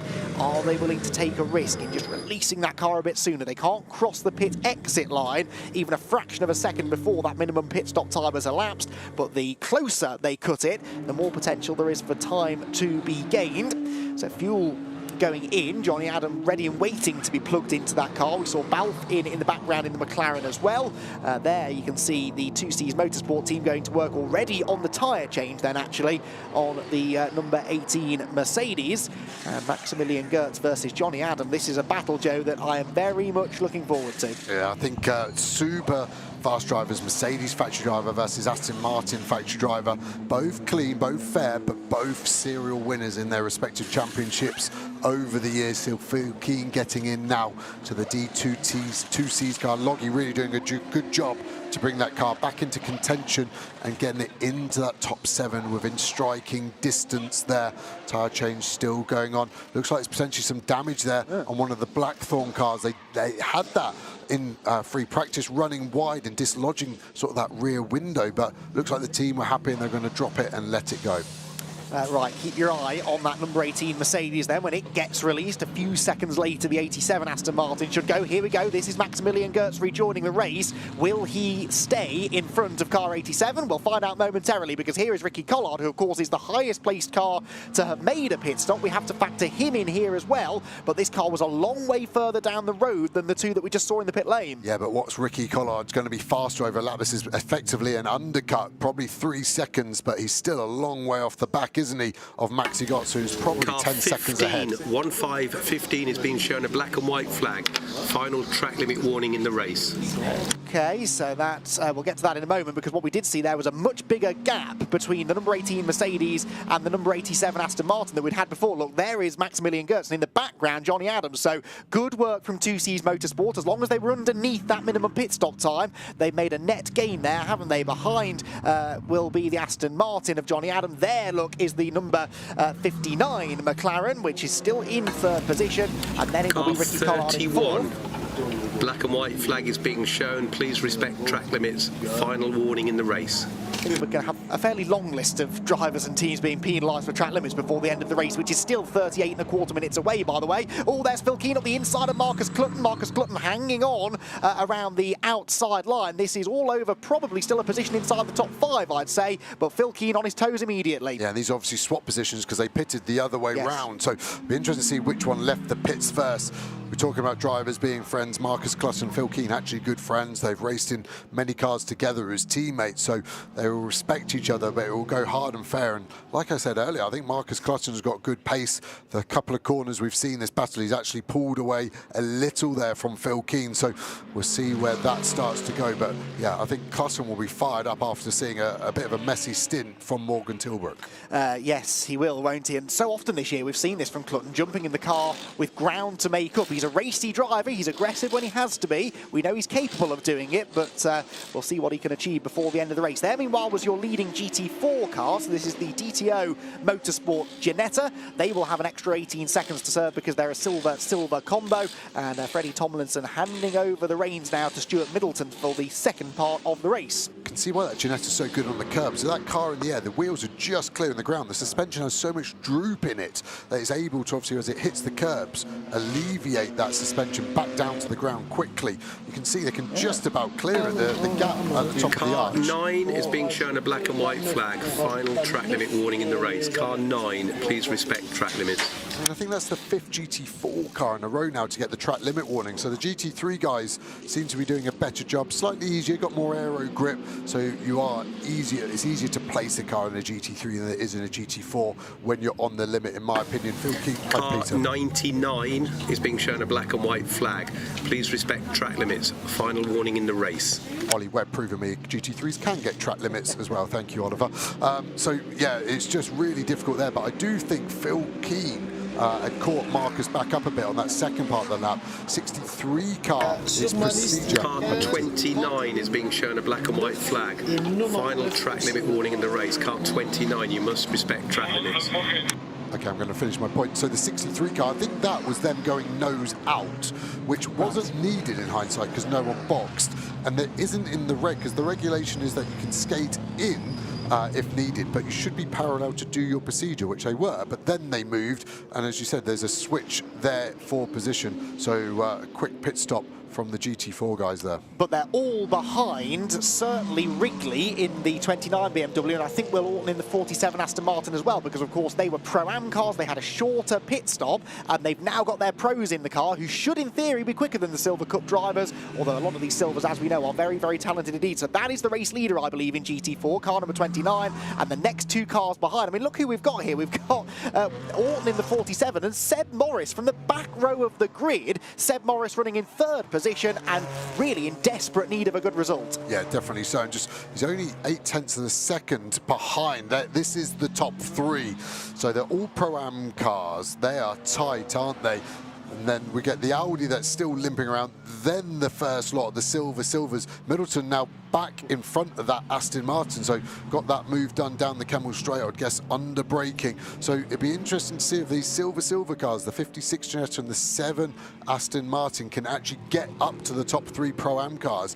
I would say not purely on the gap, and they're 20 kilos heavier, and the 3 in the Pro-Am cars, Wrigley, Orton and Morris, are super fast. I think this is now the battle for 4th overall and 1st in Silver. Which is still significant. There is, of course, a championship table for the Silver drivers as well, but they all want to be winning overall, really, in GT4 if they can. Right, look, in the background, we've got a battle developing here between Josh Rowledge and Sandy Mitchell, who is the fastest man on track. He has set the new race lap record here at Spa and launches on the inside of the Aston Martin at La Source, making the move stick. That Lamborghini is good on the brakes, and Sandy Mitchell is keen to utilise that. That was an incredible lunge. He got the stamp and he hook-toed it and he sent it all the way down. I think that caught Rowledge out a little bit. I didn't expect the move, and I don't think Josh knew to defend, because Sandy just came from nowhere, just done the lap record, done a mega overtake into lap 1. Let's go and get Phil Keane and Marcus Clutton. That will be his focus. Absolutely, because he really needs to try and limit the damage being done here by the likes of the number 59 McLaren and the 63 Lamborghini up the road. And of course, the next car up the road from him,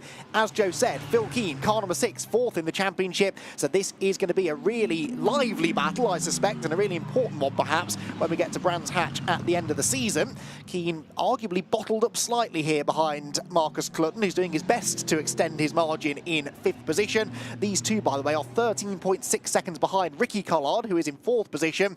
And of the leaders, Ricky and Maxi Gertz, the two fastest on the previous lap. So Gertz getting away from Johnny Adam. Adam and Smalley about the same pace, but Ricky Collard closing in on them. So a developing situation across the top 4.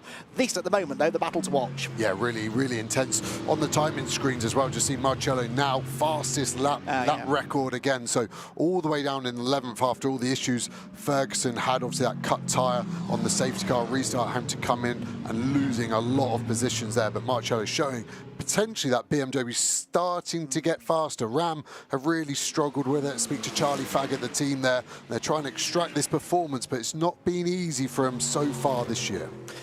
Yes, Bryn Lucas, by the way, has been chatting to Charles Dawson down in the pit lane, said that his stint went well and that the shorter race is favouring them, he thinks. So be interested to see exactly what he means by that. Meanwhile, battle ongoing here for the Silver Cup honours. 4th place overall in GT4, and Stuart Middleton with a whole world of trouble here in the shape of a fired-up Mikey Porter. This car, which has come through from the very back of the grid, is now challenging for the class lead. Up the inside into Pujon he goes, and that is 4th place overall in GT4, but the lead of the Silver Cup, and really there was little, it seemed, that Middleton could do about that. Yeah, he got past him on the outlap, didn't he? And now he's seeming like he's struggling with the car a little bit, and this is like Signoretti in the 61 Mustang closing.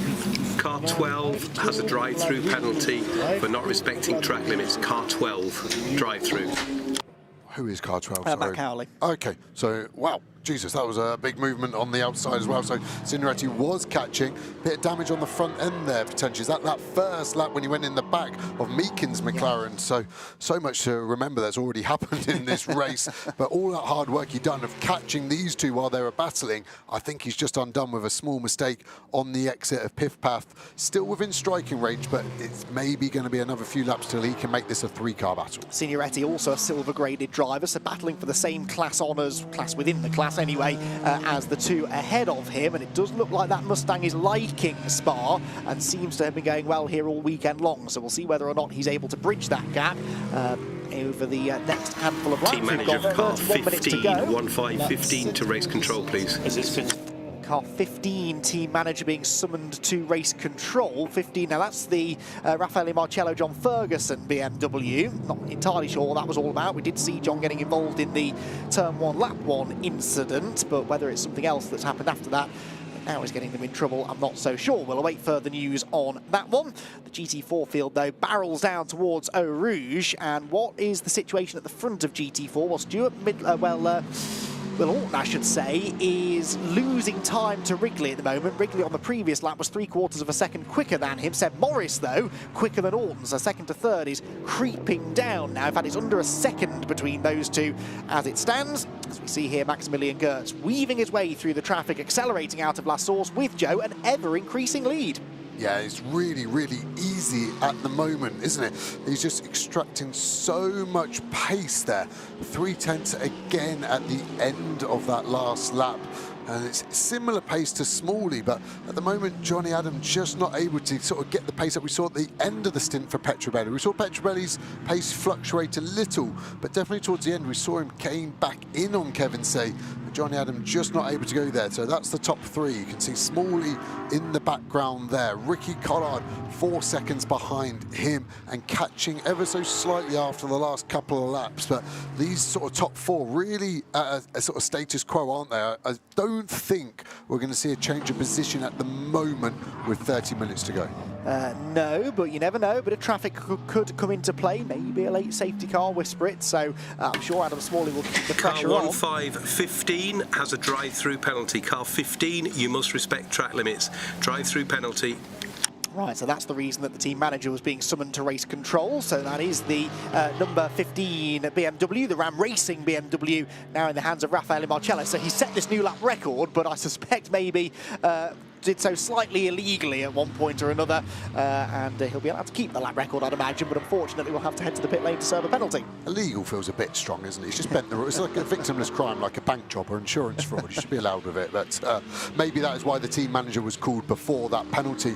I say I don't see many positions changing potentially at the front end of GT3, but remember Johnny Adam has no lives remaining because Petrobelli used them all up there. We can see now Mitchell getting towards the back of Phil Keane. Phil Keane and Barwell have a lot of history, so again Phil will know the Lamborghini that is catching him. Marcus Clutton with good pace seems to just have enough, doesn't he, to keep himself clear of those two cars behind.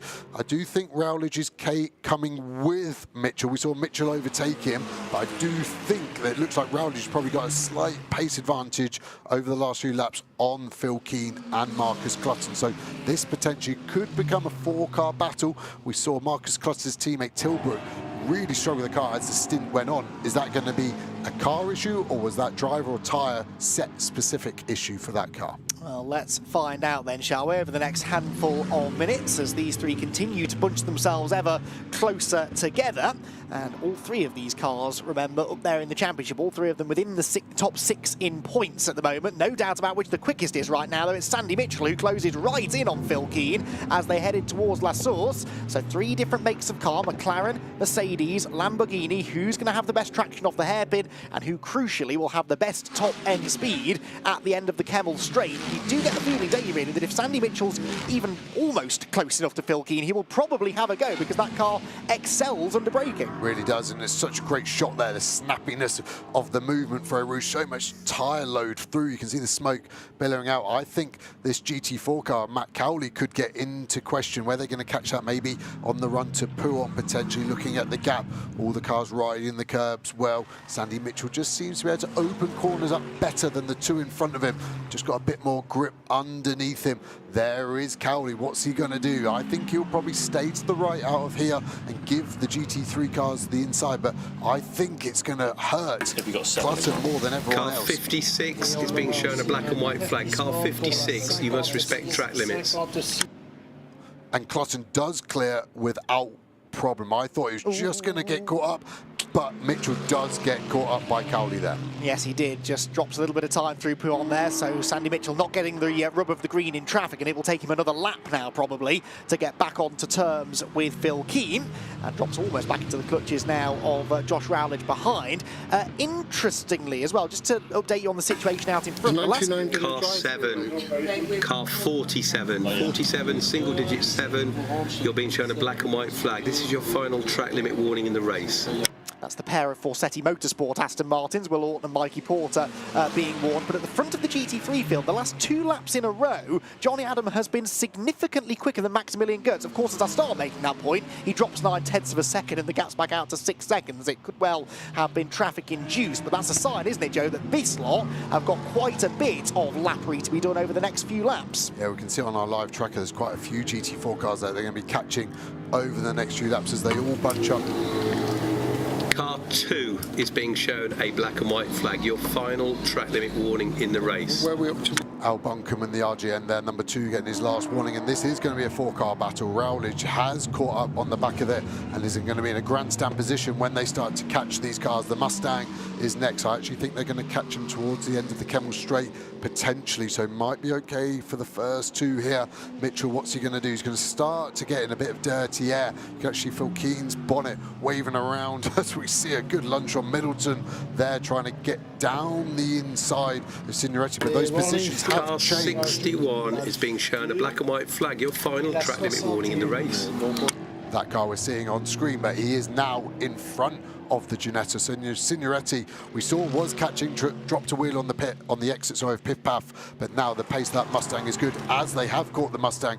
Marcus gets it the best, but Phil Keane has lost time, hasn't he, to Sandy Mitchell, who's taken the position. Yeah, so Sandy Mitchell getting through, whether on his own or whether with traffic assistance, I'm not sure, but Sandy Mitchell is through into 6th and now has the Marcus Clutton McLaren in front. They head through Speaker's Corner, drop downhill, Keane in the gravel. This is how the move was made. Phil tried to defend it, went to the inside line, but Sandy Mitchell, we know, is so strong on the brakes. He had the wider, more momentum-filled line into the corner and swept through. Yeah, I was talking about, it was Sandy holding back a bit to get no dirty air through Eau Rouge as they get another back marker coming to Piff Paff. And I think that must have been what it was. Maybe Phil was too close to Marcus Clutton, got a poor exit, and Sandy got a good exit, and that was the difference. I'm surprised Phil didn't go a bit later on the brakes and just ease Sandy a little bit wider, maybe push him off the track, but super fair from Phil. And he's just now got to settle back in. Rowledge has lost a bit of time. Car 62, a 3-second stop-go penalty for a short pit stop. Car 62, 3-second stop-go. Well, that's refreshing. That's a different message, at least, from Peter Daly. Yeah, still quite a lot, isn't there? But 3 seconds is a lot under the pit windows. We see now Middleton potentially looking to get down the inside of Signoretti. We know he's on his last track limit warning, that 61 Mustang, so he probably will just be a bit more cautious at the top of Eau Rouge, potentially the lap before where he got through. It's going to be a drag race through here. Penalty for car 99. 2 penalties, a drive-through penalty for not respecting track limits, and a 1-second stop-go penalty for a short pit stop. That was close there. You could see there was going to be a run. I thought Mitchell wouldn't get the run. That's 2 penalties, a 1-second stop-go and a drive-through. But he's got enough momentum to clear him. That was an amazing move. I'd like to see the start of that coming into La Source. Was there traffic that just held up potentially Marcus Clutton there? But Sandy has been the man on the move 3 places since he took over that car from Alex Martin. He's doing an absolute mega job, and I think he's got the pace now to get away from Clutton and Phil Keane. Yes, unfortunately, he is 17 seconds behind Ricky Collard. That is a gap that's unlikely to be bridged despite his very best efforts, but it's been a brilliant stint this from Sandy Mitchell to at least limit the damage being done by some of his team's big championship rivals in this race. And yes, I agree, I think he should now have the pace to disappear into the distance and leave that lot to battle amongst themselves. Marcus Clutton just finding a gap up the inside of the Mercedes AMG and almost had a nibble at the back of the Lamborghini. Sandy, I think, was a bit hot on the brakes there, wasn't he? He left the door open, but Clutton not quite close enough to capitalise. Oh, running wide there. There's a big drain as well that sticks out in the gravel trap there. That could have done a bit of damage to the floor. Doesn't look like anything's hanging off it just yet, but Marcus knows that his best chance to do anything about Sandy is to get him now while it's hot. But you can see that little mistake has just dropped him, what, 3 lengths behind already. And I think that's probably the last time he will get a chance to give Sandy Mitchell a bit of an attack. And now he probably needs to pay his attention backwards again to Phil Keane. Yes, because a mistake that is perhaps caused by pushing a bit too hard to go after Sandy Mitchell will then allow Keane to get back within striking range. Mitchell there nips up the inside of a back marker pretty neatly. Now, the gap that is coming down, and perhaps the next place we should focus, is a 3rd place in GT3, because Adam Smalley, I should say, being reeled in pretty rapidly here by Ricky Collard. There you can see the 2nd place to Aston Martin of Johnny Adam nipping up the inside of the GT4 leader, that being Tom Wrigley in car number 29. The BMW, again, long overdue, a good result, really, you have to say. And this, the fight for 2nd place, Will Orton versus Seb Morris. Seb Morris has been looking quick all stint long and has closed in now on that Forsetti Aston Martin. Yeah, similar cars, obviously, front engine, and actually a lot of the architecture on that Aston Martin comes from Mercedes. Seb Morris has probably been the quickest driver on average, as we'll see Collard blast down the outside of both of them. Just moving to the inside to let him then go back to the left, so Porter doesn't have to worry about a car dive bombing him on the brakes now. Gaining a little bit. It's hard sometimes to see if it's Concertina. Let's wait till we get round this left. It's going to run a bit further to the right potentially. Yeah, the Concertina just flows slightly back to Porter, but I do think Seb Morris gained a couple of tenths through the sequence of corners, diving down the hill. Again, super strong on the brakes. Just seems like he's got a tiny bit more grip. He's able to keep the car tighter, more precise to the inside of these corners. The tighter you are, the less distance you travel at the same speed, your time will be reduced. So The Aston just looks like it's got ever so slightly more straight line performance. We're seeing the same in GT3, a little wide of the apex. Seb places it on the curb, straight back to full throttle at the first apex. Again, can just keep it a little tighter than that Aston Martin. Are we going to gain again on the brakes here into Piff-Paff? A right-left sequence. Get it on top of the curb as we go to the exterior shot. You can actually see the Aston using so much curb, kicking dust up in the face of Seb Morris. Bit of dust on the exit as well. Probably Ricky Collard in the GT3 car in front.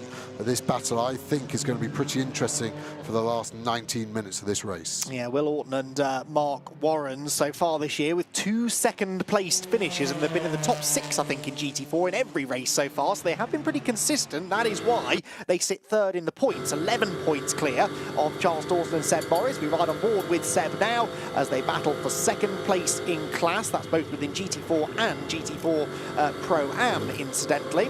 Seb Morris looking to try and get himself close enough within one of the big overtaking opportunities. The final chicane is one of them, but he's not really close enough to do anything heading into that final complex of corners.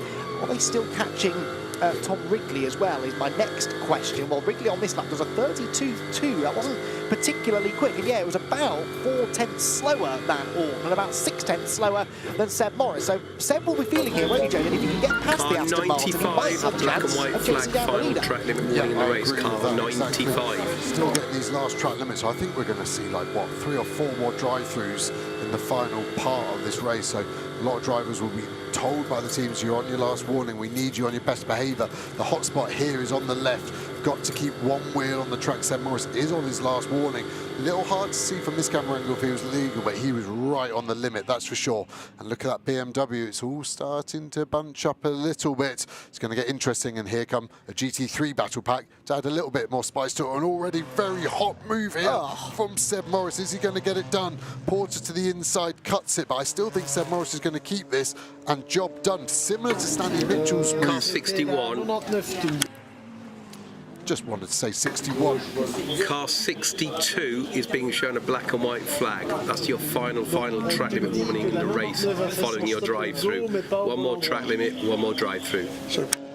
Copy that. So great move. And like Sandy Mitchell, just such a late send. The driver in front, this time Porter didn't really have time to react. As we see Sandy Mitchell, is he going to get past Seb Morris? No. And great driving shows Seb that he's not looking to the inside. So let Seb carry as much speed as a GT4 car can. Seb was thinking about closing it on the second apex, clutching round the outside. Phil Keane even more outside. Big bump there. It's always quite scary. Then to the inside.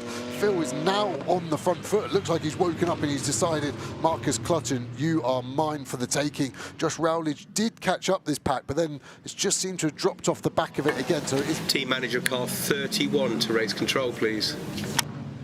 Now that is that Team Parker Mercedes, so that could be significant then. Seb Morris may be about to disappear from that battle for the lead in GT4. That would be a bit of a shame, wouldn't it?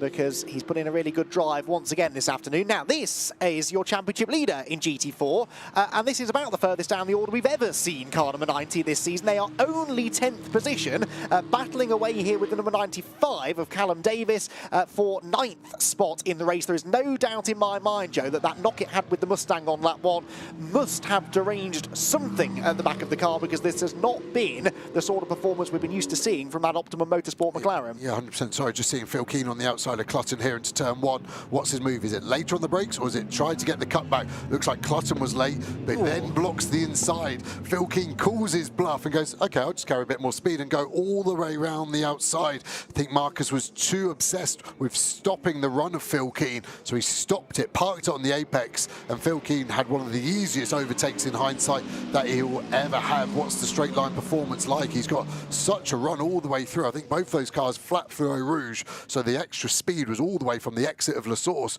all the way till they hit the brakes now at Lacombe. You can see the cars dive down as they hit the brakes, splitters touching the floor.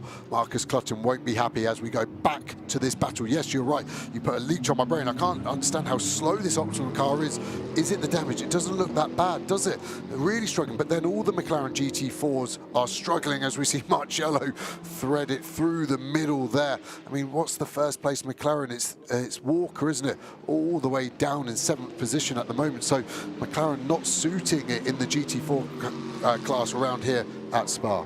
Jack Brown has got a bit of a run here on Callum Davis, though. Can he find a way past the number 95 McLaren? Well, not if Callum has anything to do with it. Pulls to the inside of the road to defend, and then back over to the racing line, realising I think that Jack Brown wasn't close enough to attack Car anyway. 10 is being shown a black and white flag. You must respect track limits. Final warning in the race. But Jack Brown with a better run through the middle part of Lake Cobb almost gets back alongside Callum Davis. That was Josh Rowledge, by the way, being warned about track limits. That perhaps explains slightly why his pace has deserted him, because he's having to be careful now about going beyond the edge of the racetrack. But yeah, Jack Brown struggling to get past Callum Davis here. This is not the race they'd have been hoping for. You could argue they were maybe overdue a bad result. They've had top 4 finishes in every race so far this year. They were 3rd in the first race at Alton, 4th in race 2. They've won the last 2 races. About time they let someone else have a go, I suppose. Yeah, is it a bit of a copy and repeat of last year, though, where they started there so strong, had won the championship all effectively about having enough points, and then it unravelled. Jack Brown, what are you going to do? Send it round the outside. Just going to get covered over there. Is the second half curse of Optimum going to be a thing in this Artura? I hope not, because they really deserved a better result than they finished up last year in the championship. Starting to get a little bit spicy. You can see Holland in the gravel again. Drive-through penalty for car 31, not respecting track limits. Car 31 drive-through. You called it, Seb Morris, drive-through penalty. All that hard work, that amazing move that he did on Porter, all done. Drive-through penalty over 30 seconds here at Spa. It's going to be where he slots in, but that is going to be really gutting. Yes, Seb got the penalty, but remember, he only had 1 life left out of 5. His teammate did use up 80% of those, but yeah, that is really, really tough as we watch the car go through Eau Rouge. Like I said, last time we were on board through this sequence with Seb, it looked like we were close. That lap looked more legal, so maybe the lap we were on board with was the lap that broke the camel's back, and Peter Daly beckoning him with a drive-through penalty. So Will Autumn will now re-inherit the second place that he lost to Seb Morris a lap or 2 ago, and his teammate Mikey Porter will come through with him into 3rd position. So again, those Forsetti cars starting to really build some mid-season momentum here, aren't they? They've had solid results all year. Actually, don't forget that Jamie Day and Mikey Porter won the first race at Alton Park. Oh, that's Johnny Adam. That is Johnny Adam from 2nd place, retiring the car to the side of the road. That's on the exit of Court Paul Frere. He should be able to get the car to a relative place of safety, but that is heartbreak for Blackthorn, who have put together a brilliant weekend, and it's all started to unravel. The 10 car losing pace and Johnny Adam losing drive completely, and that is a really unfortunate way to end their day. Yeah, couldn't see any obvious damage. Potentially looks a bit lower on the right-hand side, bit of smoke coming from the rear right, but that could just be hot brakes. I can't see anything leaking out of the car, whereas he's got out. What's Johnny going to do in terms of retire the car? There doesn't seem to be many marshals, so what happens on the exit of Piffaf? All still looks okay at the moment. Oh, big snap of oversteer, and something's broken there. A bit of smoke from the rear left. My initial guess would be that's like a drive shaft or something that's gone on the rear of the cars. He's hit the brakes, it's gone, big old snap. And Johnny, with his experience, knows it's day done, but whatever it was instant and looked without warning as well. That was quite a good save from Johnny Adam there. You're probably going to tell me I'm completely wrong here, Joe, and that's sort of to be expected, but they do seem to be riding the curbs more here than at basically any other racetrack that we go to, because the curbs are so wide, they're so inviting, you can really help rotate the car, as you've said, particularly a front-engine car. They like to ride the curbs. I wonder, could that maybe have just develop this problem with, if it is a drive shaft, that's the kind of thing that can damage it. Yeah, 100%, and even the extra grip we're getting here at Spa. Yeah. The lap times are faster. Energy's never created or destroyed, so the energy's got to go somewhere. If the lap time's faster, is the car just not able to... Car 27 is being shown a black and white flag. Car 27, final track limit warning. Tom Gamble, actually. We haven't really spoken about Optimum at all in GT3. We were saying they're not on the money in GT4, but GT3, Tom Gamble fastest in his qualifying session yesterday. I expected that car to make up a bit more time and positions than it has. Car 9-0, black and white flag, final track limit warning in the race. Car 9-0. So Optimum's bribe is obviously bounced in race control. Both cars getting their final warnings within 20 seconds of each other. But yeah, I just wonder that failure, and I say drive shaft because you just saw that puff of smoke coming out, like the grease in the CV point, the boot, sorry, had probably given up as it had a bit of a failure. But yeah, that really is now. Car 20, black and white flag, final track limit in the race. He's had a drive through since then, and he's just... Car 20, final track limit warning in the race. bit of a mother's meeting going on in race control there, but super busy up there, so it's really difficult. The one who's had the quietest stint and is going to get the best result today, Maxi Gozzo. What pace that Mercedes has had. 2 Cs always turn out a fast car, but it seems like they have got a very fast car, and that will be good news for them ahead of the CrowdStrike Spa 24 hours, which a lot of these teams have eyes on. That's the interesting bit. If you like GT racing, you should have had 2 hours today, where you can have 12 times more in a week. So, yeah, this car, this brand is synonymous, isn't it, really, at Spa and GT3 racing? Always been such a strong package around this kind of circuit, the Mercedes AMG GT3. And for Kevin saying Maximilian Gertz, could it be that a race victory beckons for them now then? They are a long way down in the championship standings. Car They're not really thinking about that. 77, drive-through penalty. Car 77, drive-through penalty, not respecting track limits. And that is Marcus Clutton in 6th position, so valuable championship points about to be lost there as well. And another race, really, that has slipped away from them in the closing stages. Okay, they weren't in contention for a win here, but we've seen this a couple of times this year, where that car was on for some good points, and a late drama inside the final 10 minutes, as at Silverstone, is going to cost them. Yeah, 100%. And I really thought that pairing of Clutton and Tilbrook moving away from their own team, going to Garage 59, serial winners in other championships, was going to be the right move, but it just hasn't paid off for them just yet. I think they need to have a bit of a regroup and plan, because those guys should be challenging for race wins, and it is not happening for them at the moment. As we see the 63 car, Ricky Collard still reeling in Adam Smalley, no longer just a podium position. This is now for 2nd position since the 87 car. Johnny Adam retired with a problem a few laps ago. Here's the pace difference. Ebbed and flowed a little bit. It is a net gain though, isn't it? Just over a couple of tenths he's gained on the last 3 laps. Smalley's car's always looked okay. Bit of a dirty windscreen here for Ricky Collard. Double wave yellows out. Obviously Ricky got a penalty in his qualifying for not slowing down for yellows enough. And interestingly, do you know which car he didn't slow down enough that caused the yellow? Johnny Adam. So there's a bit of weird synergy going on there. But I think at this point of the race, they won't have to worry about their sectors improving just by doing a little bit of lifting coast to slow it down. So just trying to go through there. Rob Collard, sorry, Ricky Collard. Team manager car 63 to race control, please. Team manager car 63 to race control for the stewards. Stewart sounded more aggressive, didn't it? But interestingly, lost a 2nd there in that sector. We didn't see why, and then gets that. It's all going on a bit. Just as I said, I think he's starting to catch Smalley. It's gone back the other way. And, well, surely this means there is probably a penalty incoming then. You don't often see team managers summoned to race control and then not having a penalty applied. So this could be significant in the championship. They're set to outscore the number 78 car, and potentially we're still on course for 2nd place. But that no longer the case, maybe, pending whatever decision comes from the clerk of the course. But anyway, Ricky Collard for now, continuing to pursue car number 59 out in the distance as Marcus Clutton comes in to serve his penalty as well. That may well drop him out of, maybe not out of the top 10, but certainly I'd say out of the top 9 or so, and hardly any points heading their way. Yeah, exactly. I'm interested to see, as we see Clutton going through the pit lane, 60 kilometres an hour, sorry, 50 kilometres an hour here at Spa, all the way to car 56, drive-through penalty. Car 56, not respecting track limits. Stuart Middleton, which 4th overall and 2nd in the silver class, so that's really starting to hurt. These penalties seem to be creeping up the order. The higher up guys now starting to get a bit of a penalty. So let's see what we think they're getting investigated. We saw it live. They put the skates in and they swiveled it round. The skate should only be used if you need to and you are impeded. Are they impeded? No. Could they have been impeded? Yes. It's a grey area of the rule book. In hindsight, there was no need for it, but it played it safe. So I understand why Barwell did it.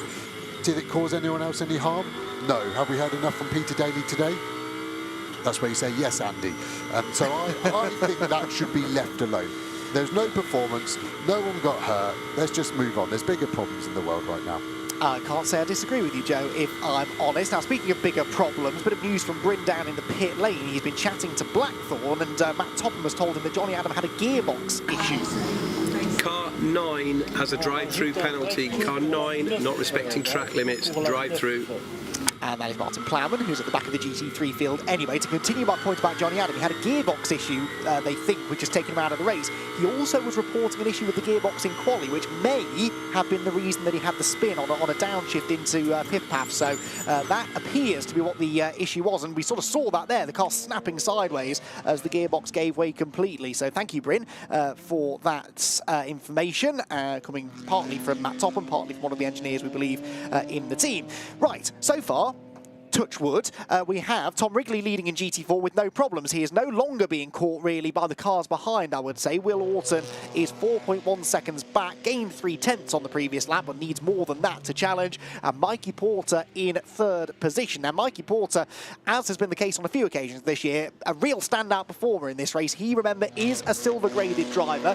He has pulled a gap of 7.7 seconds over Stuart Middleton, with whom he was battling back at the beginning of the stint, remember. So that is a big lead in the Silver Cup class, and actually keeping the pressure on within the overall GT4 rankings, as here Maximilian Gertz has a very close call going into Lake Com. Jack Brown just didn't see him there. He was down the inside, and I think Jack should have given him the space. Jack had got in front of that Race Lab McLaren, but has now lost that position. So I don't think there's anything Peter Daly needs to get involved with there, but both very lucky to not have more damage or more consequence to their actions there. But I was just saying how easy it's been for Maxi Gertz as he's kicked up the gravel as well. So he has had a very lively, for no particular reason or fault of his own, in this last lap. And it looks like he's probably going to squeeze 2 more laps out of this as well. So not home yet. Another 14 and a bit kilometres to go, Maxi. Chill, baby. You've got 12 seconds, but we don't need to be that aggressive. The only thing I would say to Max is, again, when I'm coaching, and drivers especially, is when you're overtaking a slower car, always have your get out of jail card. If someone closes in, what can you do? And he was able to do that because he stayed on the brake a bit longer and got it right onto the apex curb. So when there was contact, he was pretty straight on the steering wheel, even though he was in the middle of the corner. It was a good job, and he didn't really lose that much time.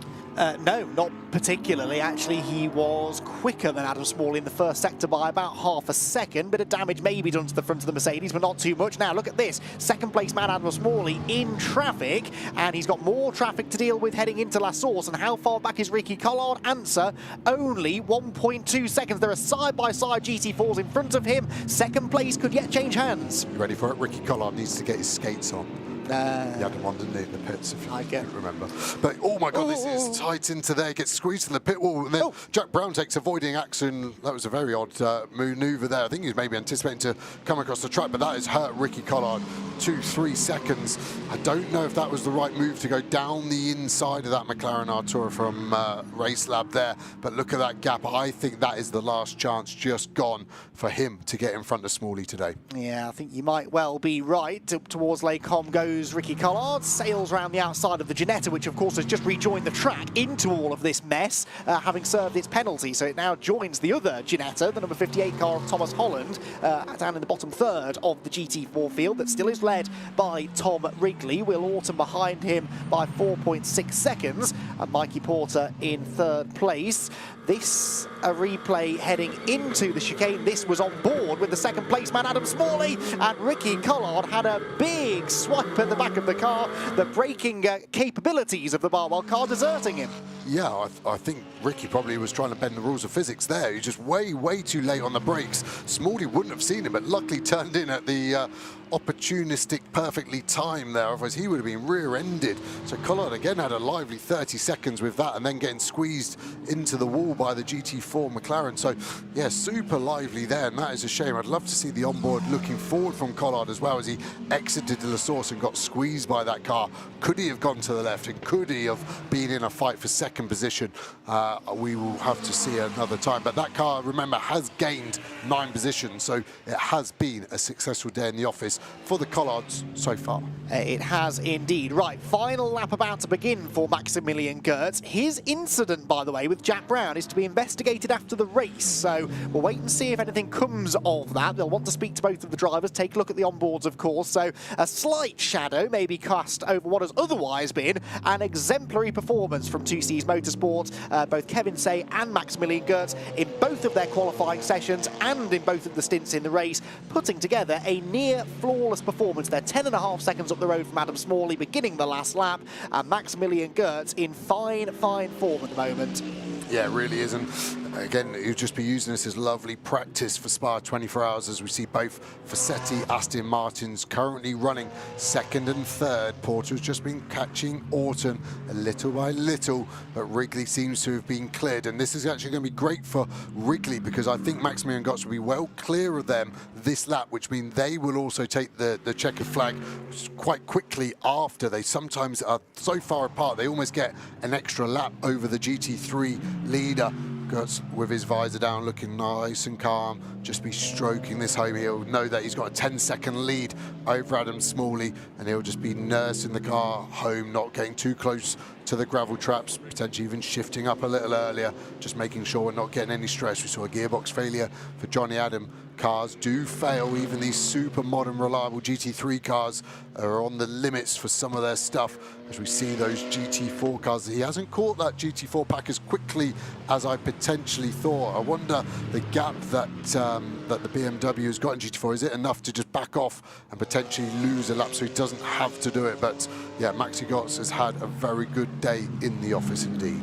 Yes, he has. Heads up towards Court Paul Frere. He will certainly put a lap on the 2 Fassetti Aston Martins. I'm not convinced he'll catch Tom Wrigley, actually, so Wrigley might have to do one extra lap of the Circuit Spa-Francorchamps, but under no pressure from the rest of the GT4 pack. He won't mind that too much.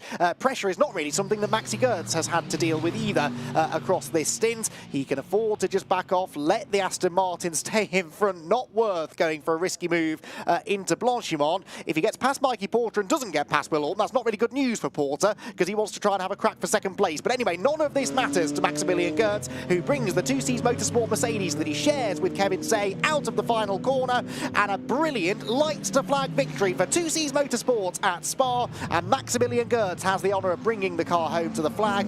Adam Smalley, valuable championship points scored in second place, and a pretty trouble-free run for that car that started deep in the field. Third place, at least provisionally, goes the way of Ricky and Rob Collard. Again, they've done some damage in the championship now against their teammates, Sandy Mitchell and Alex Martin, who will have to settle for fourth position. Here they come in the background. There, meanwhile, was Seb Morris, who did, right at the end, get the better of the number 11 McLaren, didn't he? The position changing on the final lap there, I think. The Paddock Motorsport car losing a position. Further back, that is car 27. Gamble on the tail of Rowledge, actually. That gap came right down as well. But now Tom Wrigley has almost a lap of honour here, doesn't he now? He's got no real threat from behind, only one other GT4 car that hasn't seen the checkered flag. And again, what a brilliant standout result this is going to be for a team that really needed it, Joe. Yeah, they've had a tough time, a couple of races this year, through no fault of their own, sometimes just caught up in other people's accidents. And one to talk about again, this car sponsored by the Lions Barber Collective, a great charity offering free haircuts to people at British GT races, talking about mental health and all the awareness that goes with it. So really worth checking them out as a charity. Super good. But yeah, they're guaranteed a top two, aren't they? Because it's only them and Orton that haven't taken the checkered flag. This car of Porter did take the checkered flag, rather annoyingly for him, taking a lap away. And this is what I said can happen. I didn't think would happen today, but you sometimes just get this GT4 battle going on for an extra lap just because of where the overall race leader takes the checkered flag. But plenty a gap there where this won't be a problem at all. Shame that for Porter, because I think he would have been right on the tail of Will Orton, actually, by the flag. He was closing him down by over a second a lap towards the end, but anyway, has to settle for third. Will Orton should come home in second, but for Tom Wrigley and Ian Goff, this is a fantastic moment for them to grab a victory. It's been a long time coming for it to happen here at Spa as well, in a race where they had quite a bit of work to do, in fairness. They came out of the whole qualifying session reasonably well. They started 5th on the grid within GT4, but they still had to pick their way through the early drama. They played the pit stop strategy perfectly, benefited no doubt from the Silver Cup teams having that extra time to serve in what was a shortened race, but nonetheless, Ian and Tom have got the job done perfectly. They come across the line and they claim the checkered flag in GT4, with second place going the way of the number 47 machine, Will Orton bringing that car home that he shared with Mark Warren. And again, that tightens things up nicely at the top of the GT4 standings, because right at the back of the points was car number 90 that had this very healthy championship lead. And well, is history repeating itself from 2023 with regards to the Optimum McLaren? So, a drama-filled afternoon here at Spa, but in the end, for Kevin Say and Maximilian Gertz, aside from a late skirmish with the GT4 McLaren, had a pretty trouble-free run to the flag. They win by 6.6 seconds in the end over Adam Smalley and Sean Balfe in second position, and then the pair of Barwell Motorsport Lamborghinis, the Collards, in third, with Martin and Mitchell in fourth. Then Loggie and Keane for 2C's Motorsport fifth, ahead of the surviving Blackthorn Aston Martin in sixth. Seventh for Optimum's Mark Radcliffe and Tom Gamble McLaren, ahead of Greystone GT. Garage 59's Clutton and Tilbrook after a penalty were 9th, and 10th position, likewise after a penalty, were Raffaele Margello and John Ferguson. In GT4, Ian Goff and Tom Wrigley victorious for Century Motorsport in the BMW, ahead of a pair of Forsetti Motorsport Aston Martin second and third positions. Then fourth position for the number 17 Mercedes, fourth position went the way of Marcus Ignoretti in the Ford Mustang, and further down you can see those that had their troubles, many of them not even surviving the opening lap of the race, unfortunately, after a very messy start, which what seems more than 2 hours ago here at Spa-Francorchamps, but quite a few teams, unfortunately, with repair work to be done to their cars before we see them next at Snetterton. But Kevin Say and Maximilian Gertz victorious here in British GT at Spa, and Kevin Say, I'm sure we'll be keen to get over there and discuss that with his co-driver. There is Adam Smalley out of the Garage 59 McLaren. He'll be satisfied, I think, with second place. Bit lucky with Johnny Adam having the issue, but again, don't count that team out of the championship, Joe. Second place has done them the world of good. Yeah, I think you're totally right. I think that's what Andrew Cacoldi, team boss at Garage 59, was saying there. Ricky Collard gesturing to that McLaren that squeezed him towards the pit wall. Good timing, good memory, to be fair, from Ricky there. But I think going to the inside there is only a diminishing gap. His dad looks happy. That's because he started 12th and handed that car over in a strong position for Ricky to ultimately finish in third. But I think that is what he's shaking his head about. It could have been second. Yes, it could well have been, but in the end, no one could catch up with the 2C's Motorsport Mercedes. Maximilian Gertz and Kevin Say victorious here at Spa, and they're catching up now with Brim. Well, Max, as you look at the tyres there, Kevin is nowhere in sight, but that was a great victory for you. But there was a worrying moment, that overtake at Lacombe. Tell us about that. Yeah, first of all, well deserved, I would say, after all the shit we had so far in the season. I think this victory is very important for us, for the team. For Kevin, he did a great job the whole season long. And also yesterday in quali and today in the race, so perfect. Yeah, but as you mentioned, I had a little contact with the McLaren. I hoped he will see me, but then suddenly I was on his side and he turned in, so we had contact, and I hoped that I will survive the last 3 laps, but yeah, we are in P1 now, so it's good.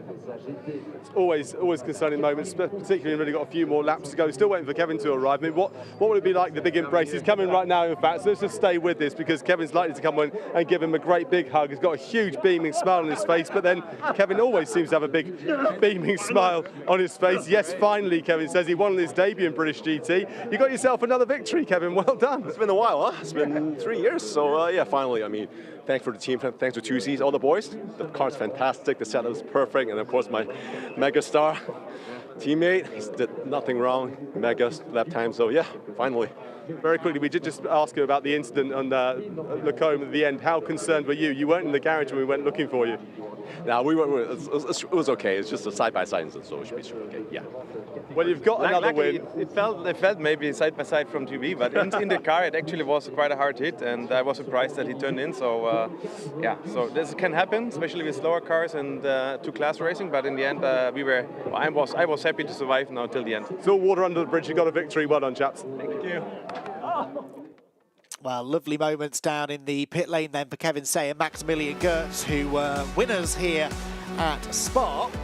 And that was a really useful victory for them, just for morale if nothing else, but really the big point scoring, as far as the significant point scoring, was done behind them there. You can see the live up-to-date standings, only 3 points now separating the top 2, and it is the Barwell Motorsports Andy Mitchell Alex Martin car now leading from Garage 59, so that was a significant second place finish for Adam Smalley and Sean Balfe. It moves them into second place in the championship, with Ricky and Rob Collard in third. 5 points covering the top 3 teams in GT3, Joe, I don't know why I'm sounding surprised at that. This is always the way in British GT, but this year in particular, it's ebbing and flowing from race to race. Yeah, and you can't really say one's on a current hot streak either, interestingly. So as you're going to the second part of the season, who are the favourites? Well, I have to say Kevin Say here in the shot has been absolutely phenomenal at times, and I think he is the standout bronze at the moment, is my personal feeling.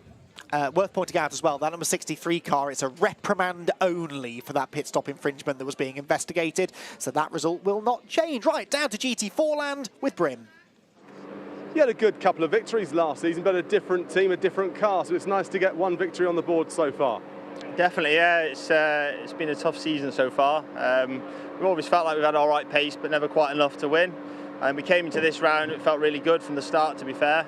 And then, yeah, it's just awesome to kind of take the victory around Spa as well. It's a dream, honestly. I can't believe it, really. When they said I was P1, I just thought it was in class, maybe, but then overall, yeah. But I knew the pace was good because the lap times were really, really strong. So, yeah, absolutely awesome. A dream for you, a dream for yourself as well, I'm sure, but great for the sponsors to get the Lions Barber Collective out there as well. Yeah, Melissa, you don't know how important that is. We're one of those teams that has to raise a lot of funding to be out there, and so today's an important day for our sponsors to help us finish the season. But I mean, it's life goal to be here to win. Like, I'm going to be pinching myself a while with that one. Incredible.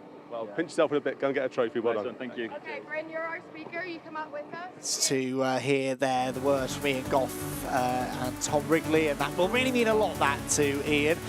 Because it's been a while since he had a race victory. Optimum Motorsport then still lead, but Joe, we were saying pre-race they were nearly 30 points up the road, and now all of a sudden just 3 points separate them from the first Forsetti Motorsport car, with the second one only half a point further back. That's British GT. You've just lost 90% of your points lead in one race when nothing really went wrong, apart from maybe a slight rear end on that first lap incident. But yeah, really lost their point advantage today, haven't they?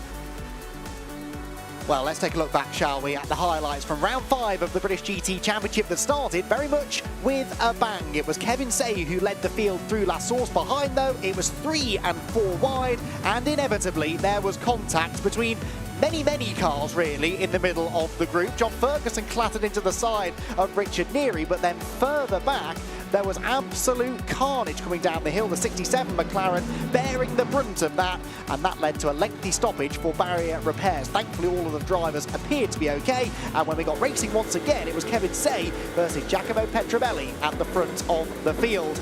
Back in GT4, the Ford Mustangs were among many quick GT4s trying to dig themselves out of a hole caused by their qualifying session being cancelled yesterday, and that continued through the second half of the race as the car that had led the first part of the GT4 contest, the 56 Ginetta, started to slip down the order.